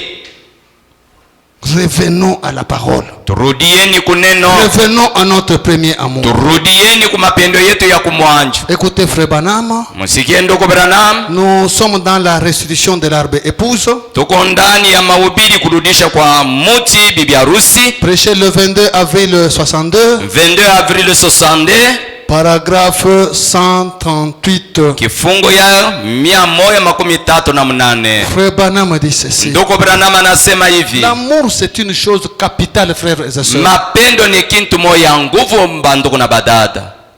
Frère Banama dit ceci. Ndugu Branham anasema hivi, Ainsi, hivi ce petit gazama aka kakidudu kadoko kazame vint là pour ôter le fruit. kakuja kule juu ya kupepeta J'ai des passages sur les fruits. niko na mafasi mbili yulu ya matunda. J'aimerais en lire quelques-unes. Napenda kuisoma ako yingine. La première chose, Kitu ya kwanza, le premier fruit qu'il a ôté était l'amour fraternel. Tunda ya kwanza ile alitosha ilikuwa mapendo ya C'est bundugu. vrai. Ni kweli. C'est l'une des choses qui tue l'église sur le champ. Ni kitu kimoja kiko naua kanisa pale pale. Amen. Mes sœurs, amen. Badada amina. Sœurs, amen. Dada amina. Faut pas dormir. Hapana kulala. Donc l'amour fraternel, Mapendo ya dès que bundugu. cela manque dans l'église, Wakati ile inakosekana mu kanisa, ça tue l'église sur le champ. inaua kanisa pale pale. Un frère qui n'aime pas son frère, Ndugu ule ashipende ndugu yake. une sœur qui n'aime pas sa sœur. Dada ule ashipende dada yake. On est là, vous trouvez une sœur qui n'a pas de souliers. Huko pale unaona dada ashina na bilato. Pourquoi on a bilato comme 600 mon nyumba? Toi tu as des pères même 600 dans la maison. Mais tu veux critiquer celle qui n'en a pas. Unataka sasa umushimanga ule yashina naye. Oui, sœur, vraiment, il y a un courage. Hein? Oui dada na yani kalaka na bidii. Pourquoi l'église de bilato bien modèle? Tu peux venir dans l'église avec de tels souliers. Ça villa utaweza. Shumuji yeko. Comme elle ne peut pas. Toi À tu la peux acheter pour Pentecôte, elle. on se prenait en charge comme ça. Barikuwa na sadiana vile. Oh, nous croyons le message. Oh, tunaamini Mais ujumbe. pour aider même ton frère, c'est un problème. Jua kusaidia hata ndugu yako inakuwa maneno. Je me souviens d'ailleurs d'une écriture ici. Mimi nakumbuka andiko Frère moja. Branham a dit ceci. Ndugu Branham anasema Nous hivi. sommes dans la prédication. Tuko ndani ya mahubiri. Sur ta parole, Yulu ya neno lako. prêché le 14 juillet 1950. Le 14 juillet 1950. Frère Branham dit ceci. Ndugu Branham anasema hivi. Paragraphe 3. Kifungo ya 3. Je pense que tous nous croyons Frère Branham. Na waza ya kwamba si bote tunamwamini ndugu Branham. Écoute, toi croyant du Frère Branham. Usikie wewe mwaminifu wa ndugu Il Branham. dit ceci. Anasema hivi. Une personne qui mène sa vie pour elle-même Mtu ule ko naishi juu yake ye mwenyewe. mène une vie égoïste. Eko naishi maisha ya choyo. Amen. Amina. Mes sœurs, amen. Badada amina. Le frère aussi, amen. Na banduko nabo Wewe amina. unaishia kajuu ya wewe mwana watoto wako, tu es égoïste. Si tu vis seulement pour toi et tes enfants, tu es oko wa choyo. Sœur Judith, amen. Ok. Une personne qui mène sa vie pour elle-même mène une vie égoïste. Mtu ule ko naishi maisha yake juu yake ye mwenyewe. Eko naishi maisha ya Branham choyo. dit, Branham nous anasema devons vivre pour les autres. tunapasha kuishi juu ya bingine. Porter les fardeaux les uns des autres. Kubeba bujitu bwa bingine. Et accomplissez ainsi la loi de Christ. Na kutimiza hivi sheria ya Kristo. Et nous devons sympathiser les uns avec les autres. Na tunapasha kusaidiana pamoja na Et bingine. par conséquent, Na quand vous faites tout ce que vous savez faire, wakati unafanya yote na unajua kufanya, alors en vous couchant la nuit, sasa mkulala magharibi, vous êtes consolé de savoir huko mwenye kufaridiwa na que kusema vous avez essayé de faire de votre mieux. ulipima kufanya yako kizuri. Branham dit, Branham je anasema ne peux pas faire croire tout le monde, c'est impossible. siwezi kuaminisha bantu bote, haiwezekani. Jésus ne pouvait pas le faire quand il était sur terre. Yesu hakuwezi kuifanya wakati alikuwa pa dunia. Je sais qu'il y aura quelques-uns qui croiront. Mimi naamini ya kwamba kuko bingine Mais batamini. s'il y a quelque chose que je vais ajouter pour soutenir l'évangile, Lakini kama kuko kintu mnapasha kuongeza juu ya kushimamia endili, c'est de mon devoir en étant ici, ni kazi yangu mwenye kuwa hapa, c'est d'essayer d'aider quelqu'un le long du chemin. ni kupima kusaidia ako muntu ndiani, Aider quelqu'un kusaidia muntu le long du chemin. ndiani. Frères, sœurs, Ndugu na dada, c'est ce qui s'est passé à la Pentecôte. njo ilikuwa napitikanaka ku De Pentecoste. s'entraider. maana yake kusaidiana. Cette chose-là est en voie de disparition ici. Ile kintu kiko nenda mkupotea hapa. Au début, je voyais les gens non passer wetu mina mujoko bilato. Kumwanjo nilikuwa naona sempazori wetu je lui ai acheté. Une sœur qui vient de on passer wetu banipatie mangu. Même une sœur qui vient, on m'a donné les habits. Mais cette histoire-là est partie où? Ile mambo inendea wapi? J'étais très content.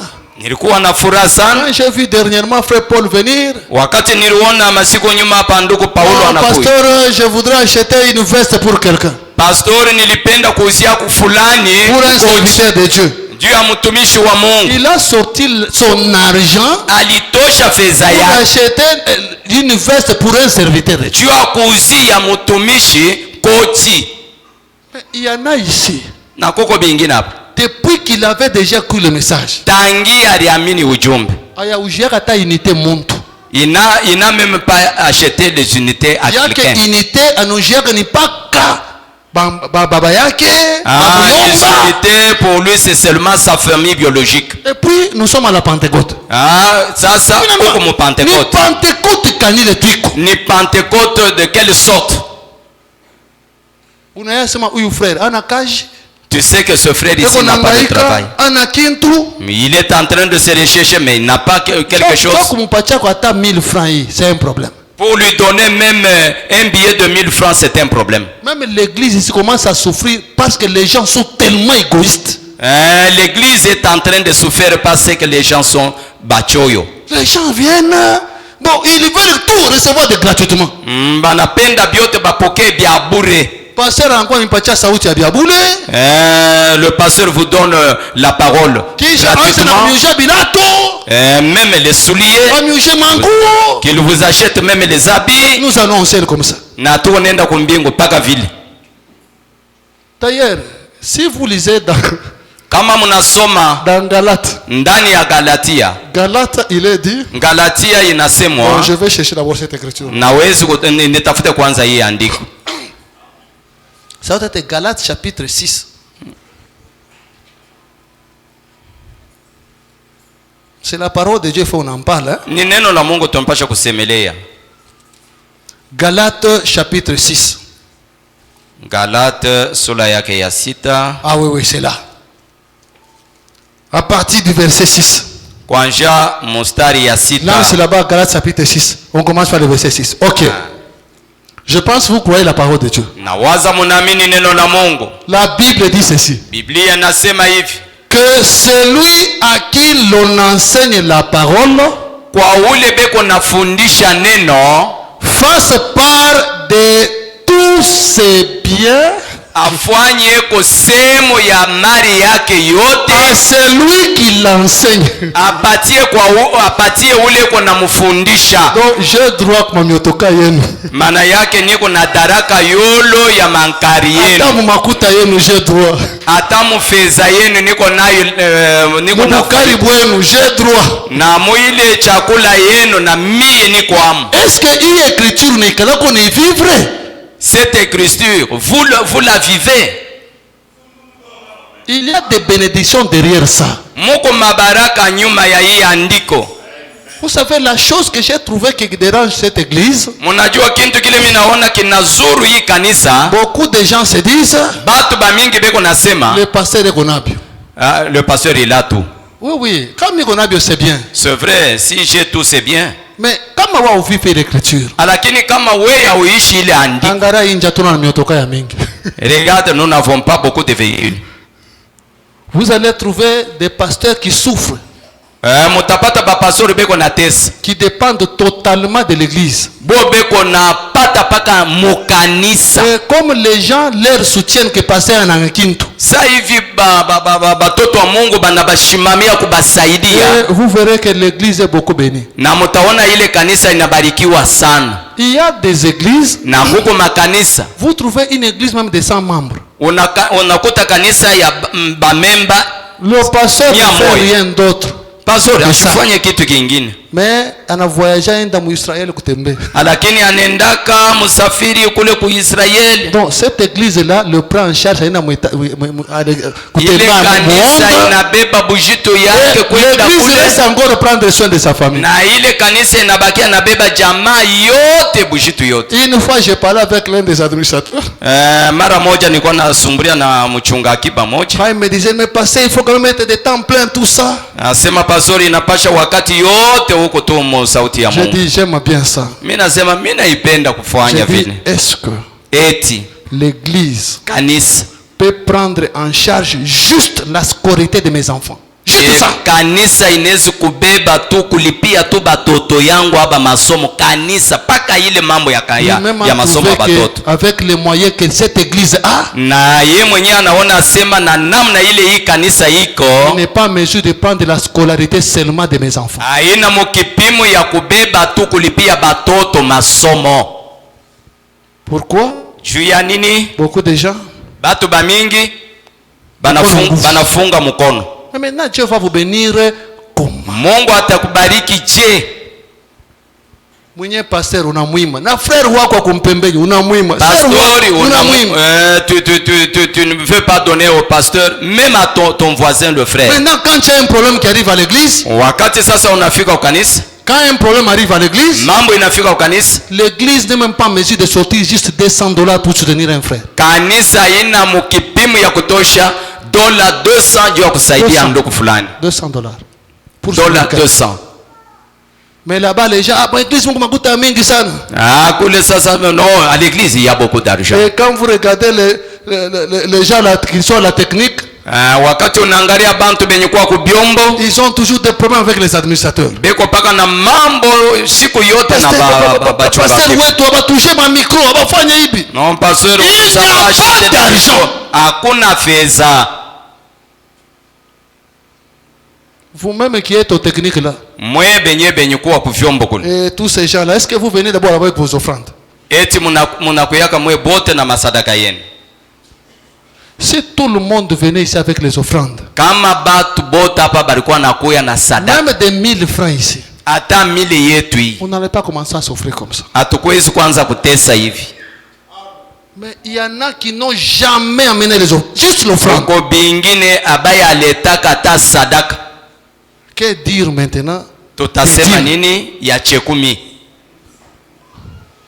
Nous sommes une église, tuko kanisa, plus de 300 membres.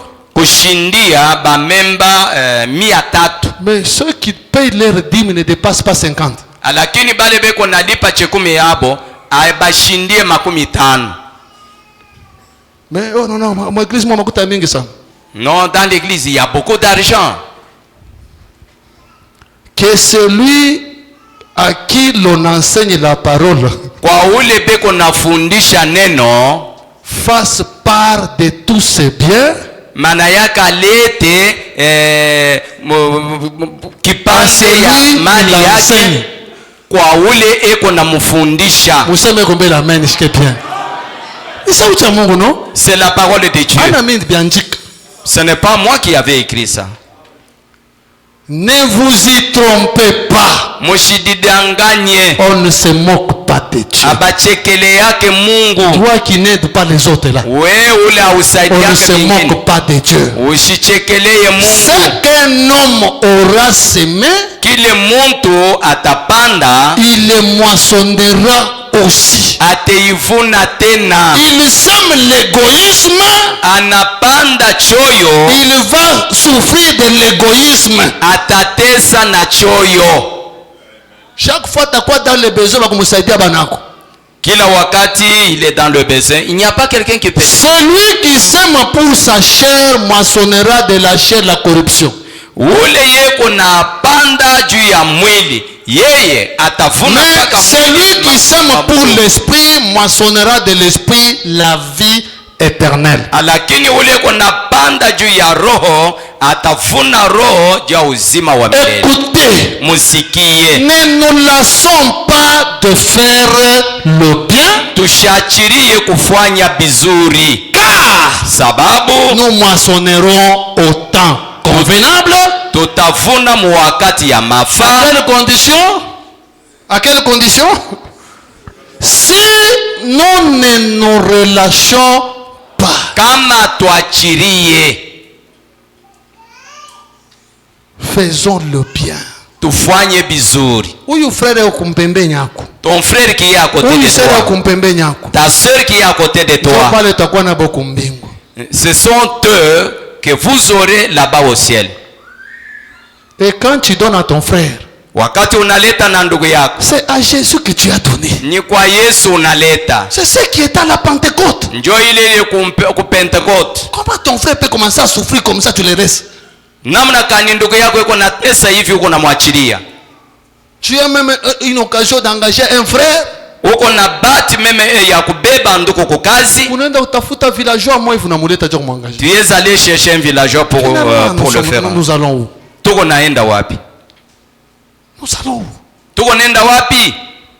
Et puis le frère vient, il dépose requête, pasteur wetu, muniombeko nipate gage. Kisha yake ton frère vient, il dépose la requête, vous devez prier pour que je trouve le toi, travail. Tu pries pour cette requête-là. Et toi aussi tu pries.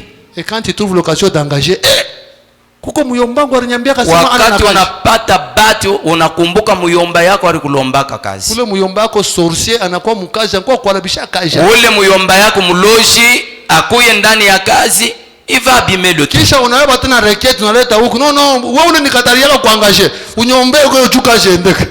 Et encore plus tu viens maintenant donner la requête à celui que tu avais refusé d'engager pour qu'il puisse prier pour toi.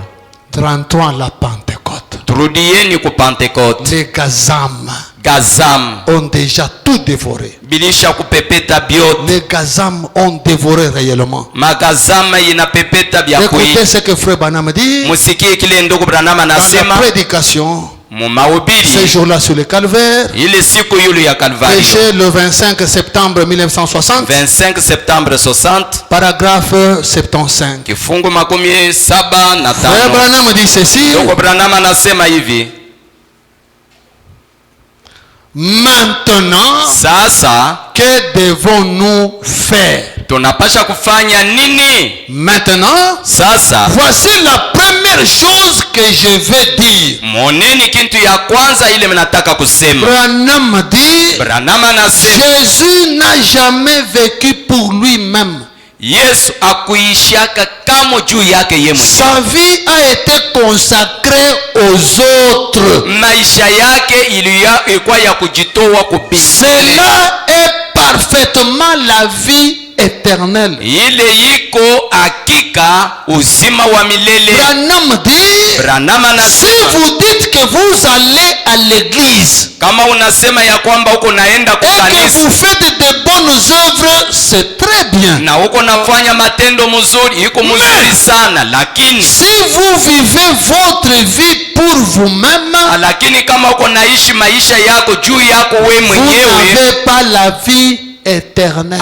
Una na uzima wa milele. La vie éternelle, uzima wa milele, c'est vivre pour les autres. Ni kuishi juu ya bingine. Cela a été prouvé quand Jésus était venu comme l'agneau de Dieu.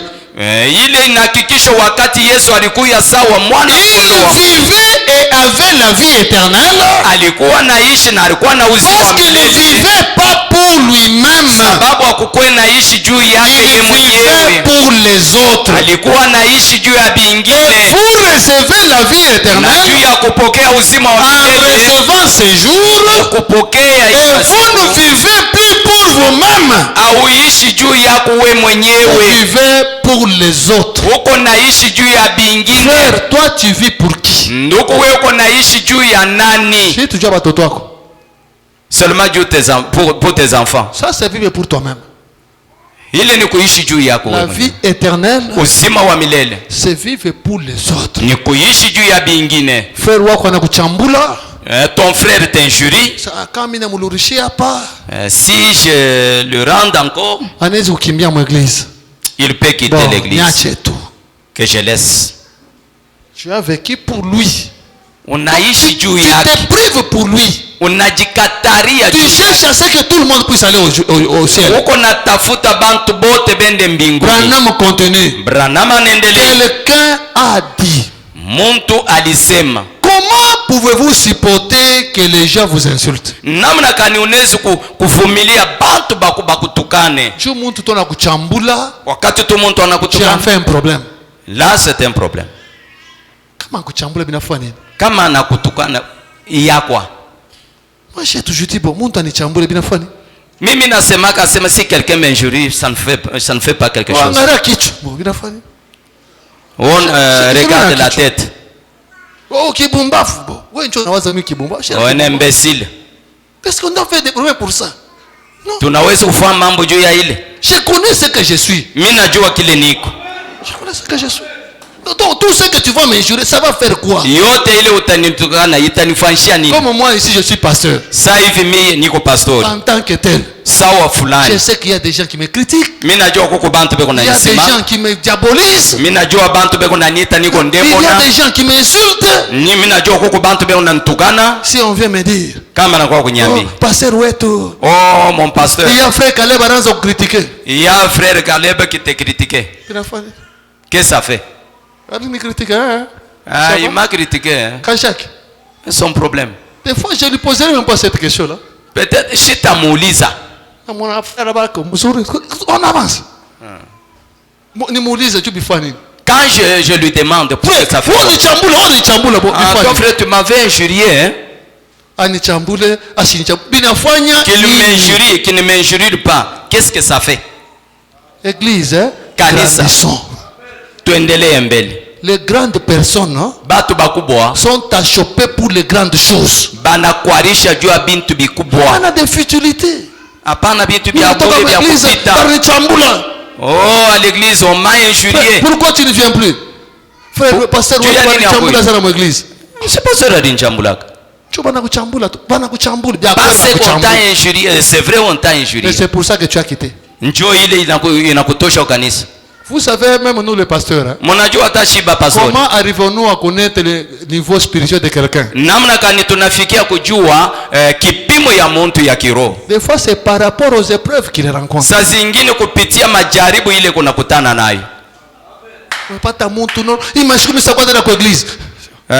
Tu rencontres quelqu'un et dit que ces jours-ci, moi, je ne viens pas à l'église. Frère, c'est quoi? Non, quand je viens à l'église, c'est le pasteur qui parle de moi. Je me rends compte que Nikingarigi na bébé. Automatiquement, exhortation à bébé. Ni pale mala moya. Tukaanza sasa kuonya batoto. Dada wetu. Oh ma sœur. Barumieko. Tu ne peux pas les pardonner. C'était Satan qui a fait ça. Mais une grande personne. Lakini muntu mkubwa. Hapana pasteur. Non pasteur. Les choses que tu es en train de prêcher là. Huyu anajua kile iko. Parce que quand on vient à l'église, nous ne venons pas pour l'autre. Nous venons pour manger la parole. Et chercher à plaire à Dieu. Si ce qu'on donne, ce n'est pas la parole.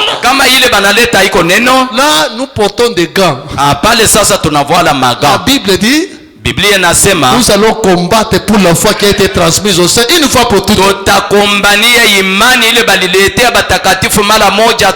Pas pour les souliers. Pas parce qu'on m'a injurié. Dans cette église, il n'y a pas l'amour. Je suis venu, il n'y a personne qui connaît chez moi. C'est pourquoi je quitte l'église. Il fallait grandir un peu. Si tu grandis, tu n'auras pas ce langage-là.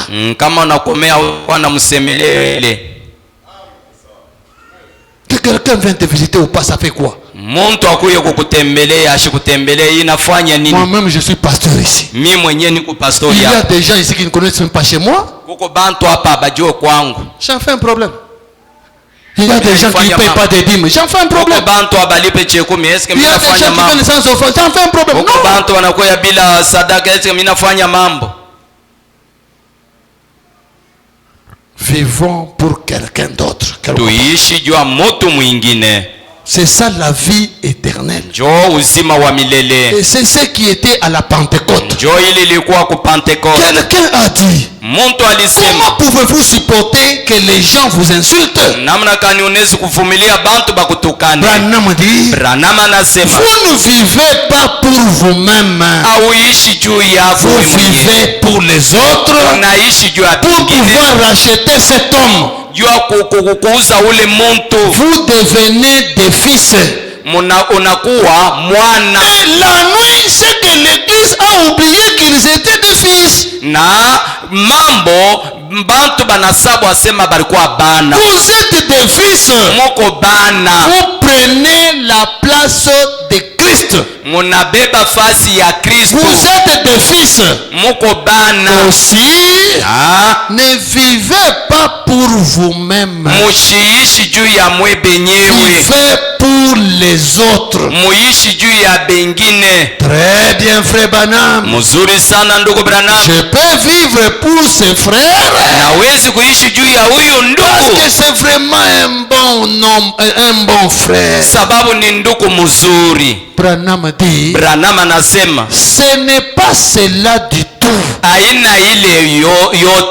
Vivez pour cet homme qui vous est.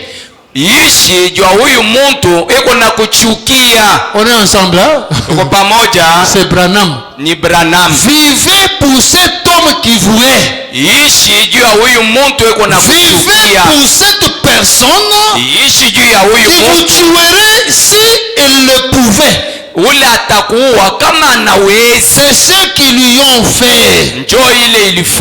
Ils l'ont tué. Ils ont tué Jésus. Et il est mort pour pouvoir les sauver.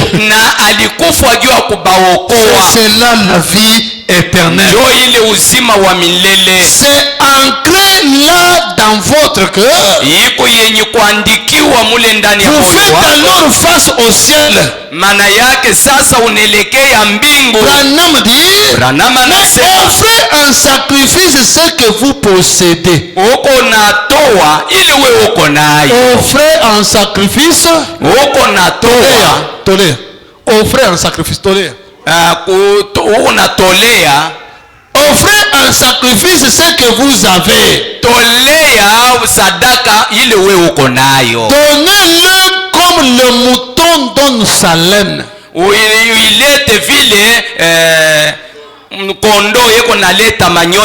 Frère Branham dit, regardez même le soleil ici. Le soleil fait un grand travail. Et il n'a jamais réclamé quelque chose de retour. Il sait seulement, Dieu m'a placé sur cette terre ici pour éclairer ces hommes, pour donner la vie aux semences. C'est le matin. Le soleil se lève. Il commence à faire la mission pour laquelle Dieu l'a placé. Il y a des gens que Dieu a donné le don de la libéralité.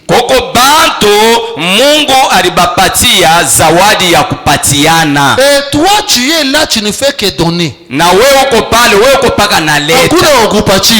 Il n'y a personne qui peut te donner aussi. N'en fais pas de problème. Comme il y a une expression qui dit, la main n'a pas de frère. Mukono n'a pas de frère.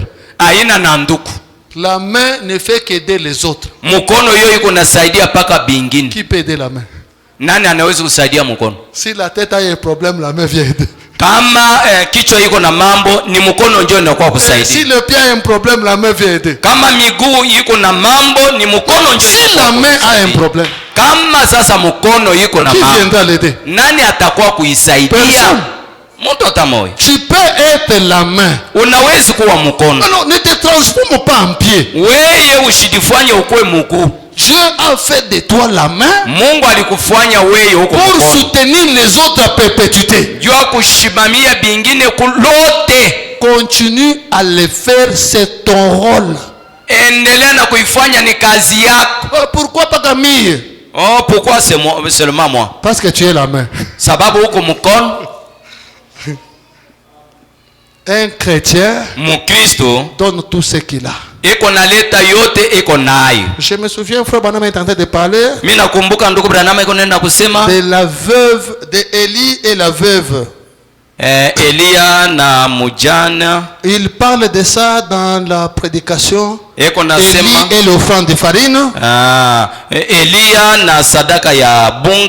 Écoutez ce que frère Branham dit dans cette écriture.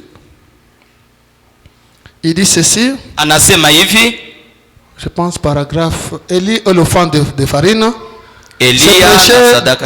Le 10 mars 1960. 10 mars 1960. Paragraphe 87. Kifungo ya 87.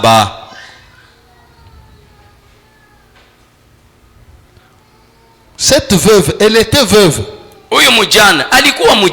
Elle n'avait rien. Et c'est pendant la sécheresse qu'il y a quelqu'un qui est venu demander tout ce qui lui restait là. Et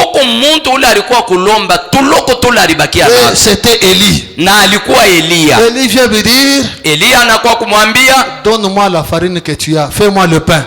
C'est tout ce qu'il avait. Il n'a pas dit hapana, njoo yote miko nayo, mtoto wangu atakula nini? C'est tout ce que j'ai, mon fils ici il va manger quoi? Branham dit, placez Dieu en premier. Weka Mungu pafasi yake ya kwanza. Et quand vous le placez en premier, wakati unamweka pafasi yake ya kwanza, il prend soin du reste. Yeye anabeba sasa busitu yako. Ne laisse pas ton frère mourir de faim. Ushachirie ndugu yako yuko nakufa na njaa. Wewe uko na makuta yako ni kapitali yako. Hii kapitali yako mimi. Watu yato narisha njoo kushimamio yako. Hapana, huko wachoyo.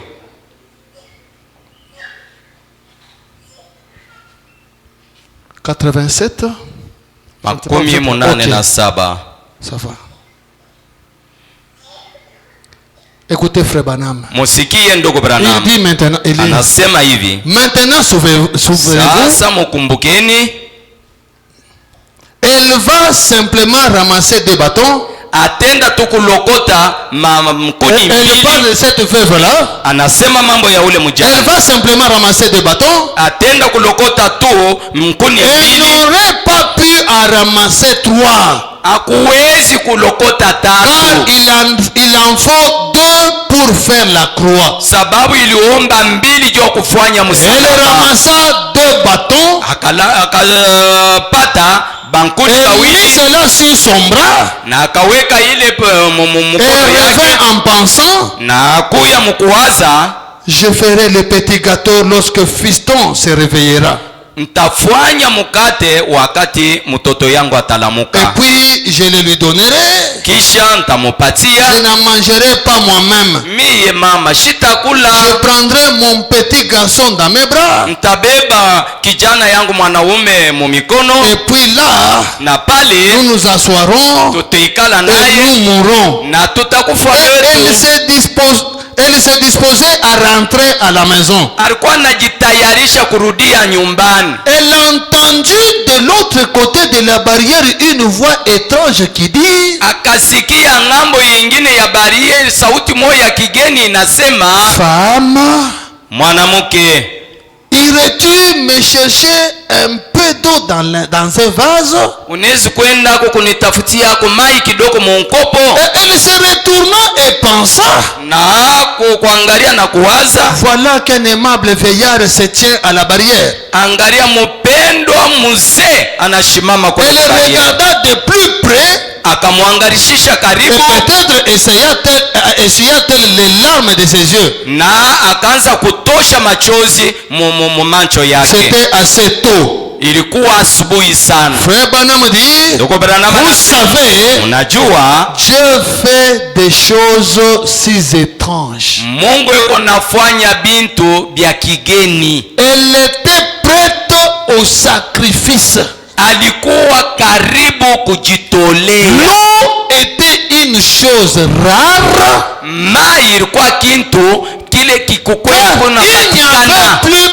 Il n'y avait pas plus pendant 3 ans et demi. Sababu mvula haikunyeshe miaka 3 na nusu. Elle répondit, yeye akamudibu, irais-tu me chercher? Unawezi kwenda kunitafutia. Peut-être que Dieu lui dit de dire cela. Sababu Mungu anasema aseme vile. Pour voir ce qu'elle ferait. Jua kuona kila atafanya. Pour éprouver sa réaction. Jua kujaribu jibu yake. Chercher juste un peu d'eau dans un vase. Akabeba tena mai kidogo mumbeketi. Et elle le regarda. Na akamwangalia. Elle le regarda. Na akamwangalia. Et il a l'air différent des autres. Eko nani ya kuachana na bingine. Je ne sais pas pourquoi. Mais ce vieillard me fait pitié. Lakini huyu mzee niko na ushika huruma. Elle a regardé Eli, elle a eu pitié. Wakati anaangalia ule mzee akasikia huruma. Cette personne a faim. Mtu anakuwa kwako. Quelqu'un vient chez toi. Unamwona sio mtu uko na njala. Toi-même tu as vu que il a faim. Fais quelque chose. Fanya kitu fulani. On a des fois mtu mwingine, je me souviens même hier j'étais ici. Inakuwa saa jana nilikuwa hapa. Nous étions ici avec frère Georges. Tulikuwa hapa na ndugu George. Je vois seulement un monsieur là qui m'appelle, s'il vous plaît. Mimi naona bwana mmoja ananiita pale asema quand je m'approche, wakati mimi nakaribia, je l'ai regardé. Mimi namwangalia. Je le regarde seulement dans les yeux. Mimi namwangalia mu macho. Je vois qu'il y a njala bien quoi. J'ai vu qu'il a faim tellement. Oh, pasteur wetu. Oh mon pasteur. Hapa mtoto wangu bayakuria. Mes enfants n'ont pas encore mangé. Bon, nasema shena kintu kaloko miko nako beba. Je n'ai rien mais vous regardez quelqu'un vous trouvez qu'il a fait huyo una njala. Oui, tu vois que cette personne a faim. C'est vrai, il y a beaucoup de gens qui sont des aventuriers aujourd'hui. Mais il y a d'autres personnes. Vous trouvez que huyu muntu kuna njala. Unaona sema oui, réellement il a faim. Hata kama nika transport bakia nako bebo mupi. Même un transport que tu gagnes, tu peux lui donner. S'il faut que tu emballes à mikulu, t'emballes à mikulu. Tu peux marcher même à pied, il n'y a pas de problème. Dans ce monde, il y a des gens qui souffrent.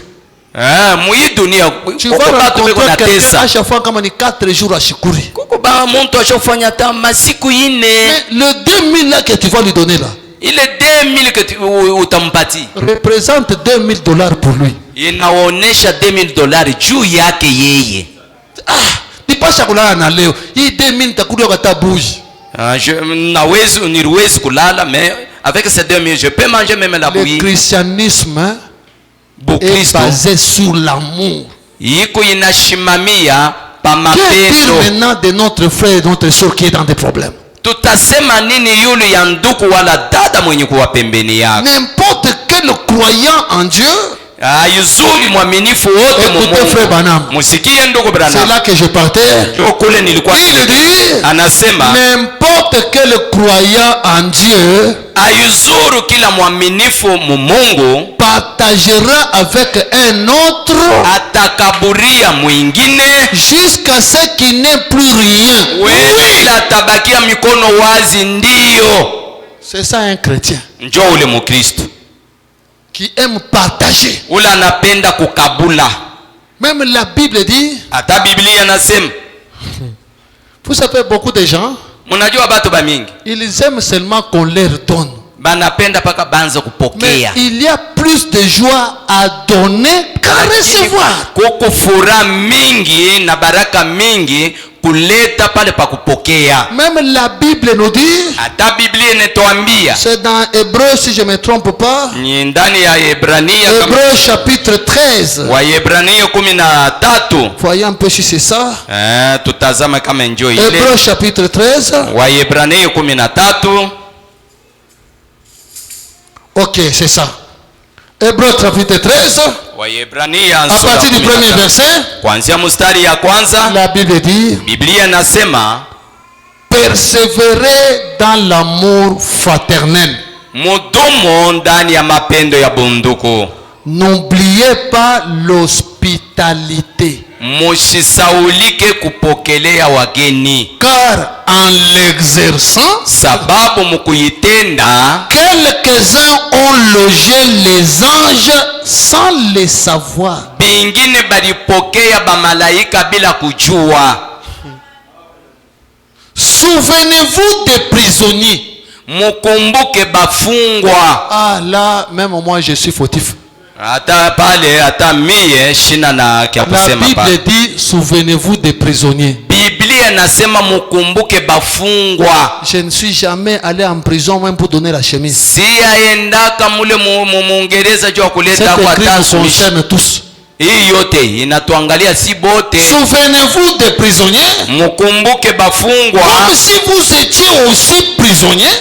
Sawa vile na mwe mulikuwa bafungwa. De ceux qui sont maltraités. Kwa bale benye kutesekana. Comme étant aussi vous-même dans ce corps, dans un corps. Na mwe benye kuwa vile muyi mwili. Je me souviens, Frère Branham dit ceci. Mina kumbuka ndugu Branham anasema hivi. Il parle de Martin qui était un militaire. Anasema Martino alikuwa jesi. Là nous sommes dans Exposé des âges. Pale tuko mukutilia wazi kwa bizazi. Exposé des âges, page 152. Karatase 152. Sinon la traduction de Shekinah c'est 159.2. Kugeuza kwa Shekina ni 155 na 159. Na kenda. Deuxième partie. Frère Branham dit ceci. Ndugu Branham anasema hivi. Il parle de Martin. Anasema yule ya Martino. Je vois que les gens sont fatigués, on va lire ça, on va arrêter maintenant. Mina ona sabantu banachoka tutasoma hivi. Frère Branham dit ceci. Mami. Ndugu Branham anasema hivi. Il parle de Martin. Anasema yule ya Martin. À l'époque de sa conversion à Christ, wakati yake ya kugeuka kwa Kristo, Martin poursuivait une carrière de soldat. Martino alikuwa anatenda kazi ya bujesi. Oh là là. Comprends rien. Oh, les hommes là-bas. À l'époque de sa conversion en Christ, wakati yake ya kugeuka kwa Kristo, Martin poursuivait une carrière de soldat. Martino alikuwa anatenda kazi yake ya bujesi alors qu'il était encore militaire de son état. Na pale alikuwa ingali jesi wa liwali. Un miracle fort remarquable se produisit. Mujuza kubwa sana ikafanyika yangu. On rapporte qu'un mendiant gisait malade. Beko nasema kulikuwa wa kulomba alikuwa mgonjwa. Dans une rue de la ville où Martin servait. Mubalabala mule Martino alikuwa natumikia. Le froid de l'hiver aurait eu raison de lui. Wakati baridi ya wakati ya kipwa ilimupata. Car il était mal vêtu. Sababu yeye alikuwa mwenye kuvala mubaya. Personne n'avait prêté attention à son besoin. Mtu hata moya akishikushituka. Jusqu'à ce que Martin passe près de lui. Kufikia Martino akapita pembeni yake. Voyant le malheur du pauvre homme, akaona vile huyu muntu wa kulomba Martin qui n'avait pas de vêtements de rechange. Martino ashikukwe na manguo ya kubadilisha. Ôtant son manteau, akaondosha nkochi yake et le pourfend de son épée, na akaipasula mala ya mbili pour pouvoir couvrir l'homme frigorifié. Na juu ya kufinika muntu alikuwa na baridi. Il s'occupe de lui de son mieux. Akamushurulukia mzuri. Puis continue son chemin. Kisha akaendelea safari yake. Écoutez maintenant. Msikie sasa. Cette nuit-là, ile busiku bule, le Seigneur Jésus lui apparut dans une vision. Bwana Yesu akamonekania muonyo. Le voilà qui se tient là. Yule anashimama pale sous l'aspect d'un mendiant. Muhali ya muntu wa kulokota. Enveloppé dans la moitié du manteau de Martin. Mwenye kufinika mukipande ya nkochi ya Martino. Il lui parlait et lui dit, alikuwa nasema naye na kumwambia, c'est moi que Martin qui n'est pourtant qu'un catéchumène ni mie Martino a revêtu de ce manteau. Alivika inkochi. Branham dit, Branham anasema à partir de ce moment-là, kuanzia ile wakati ile Martin chercha à servir le Seigneur de tout son cœur. Martino akatafuta watumikie Mungu na moyo wake Martin, en wote. se promenant, Martino il mukutembea a trouvé un mendiant. akakuta kalokota, Et il faisait terriblement froid. lakini kulikuwa baridi kubwa. Un mendiant mal habillé.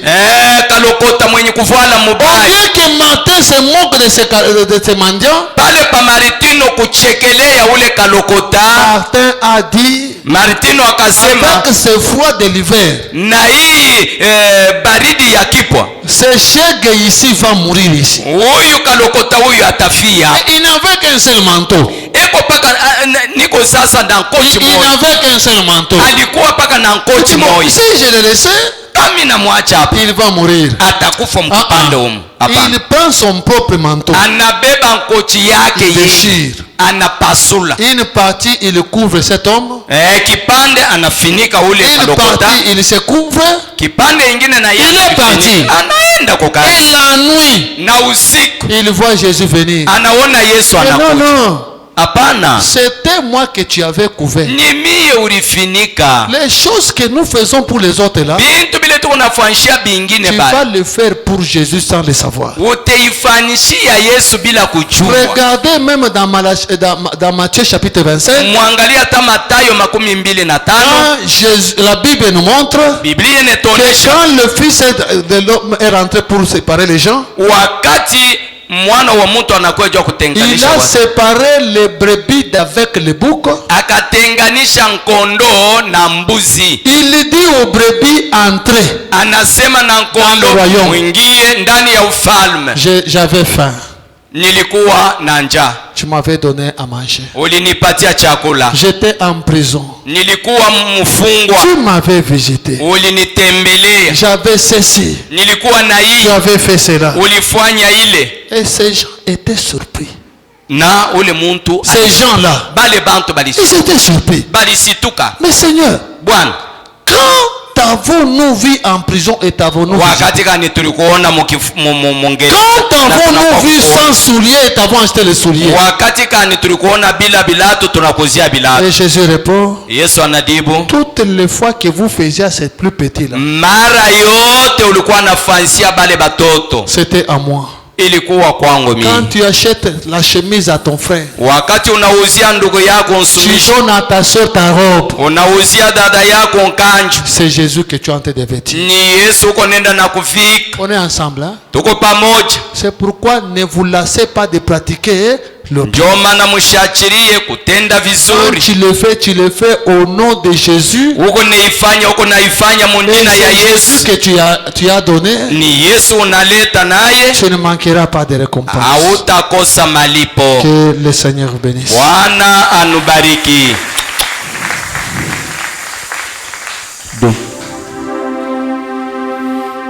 Musalaba mbele, dunia nyuma, musalaba mbele, dunia nyuma, musalaba mbele, dunia nyuma, kweli sitarudia, sitarudia. Baba na mama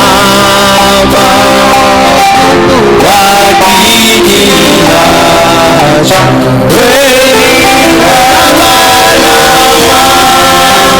mama wakiniacha,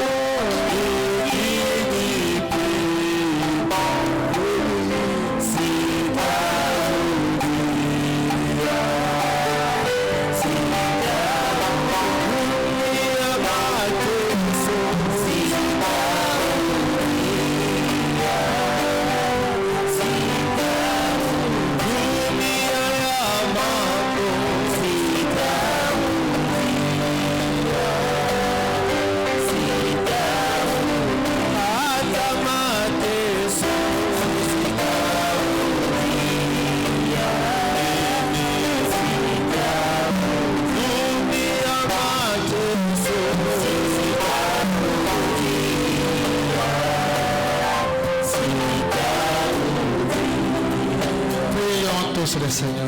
Je suis décidé à suivre.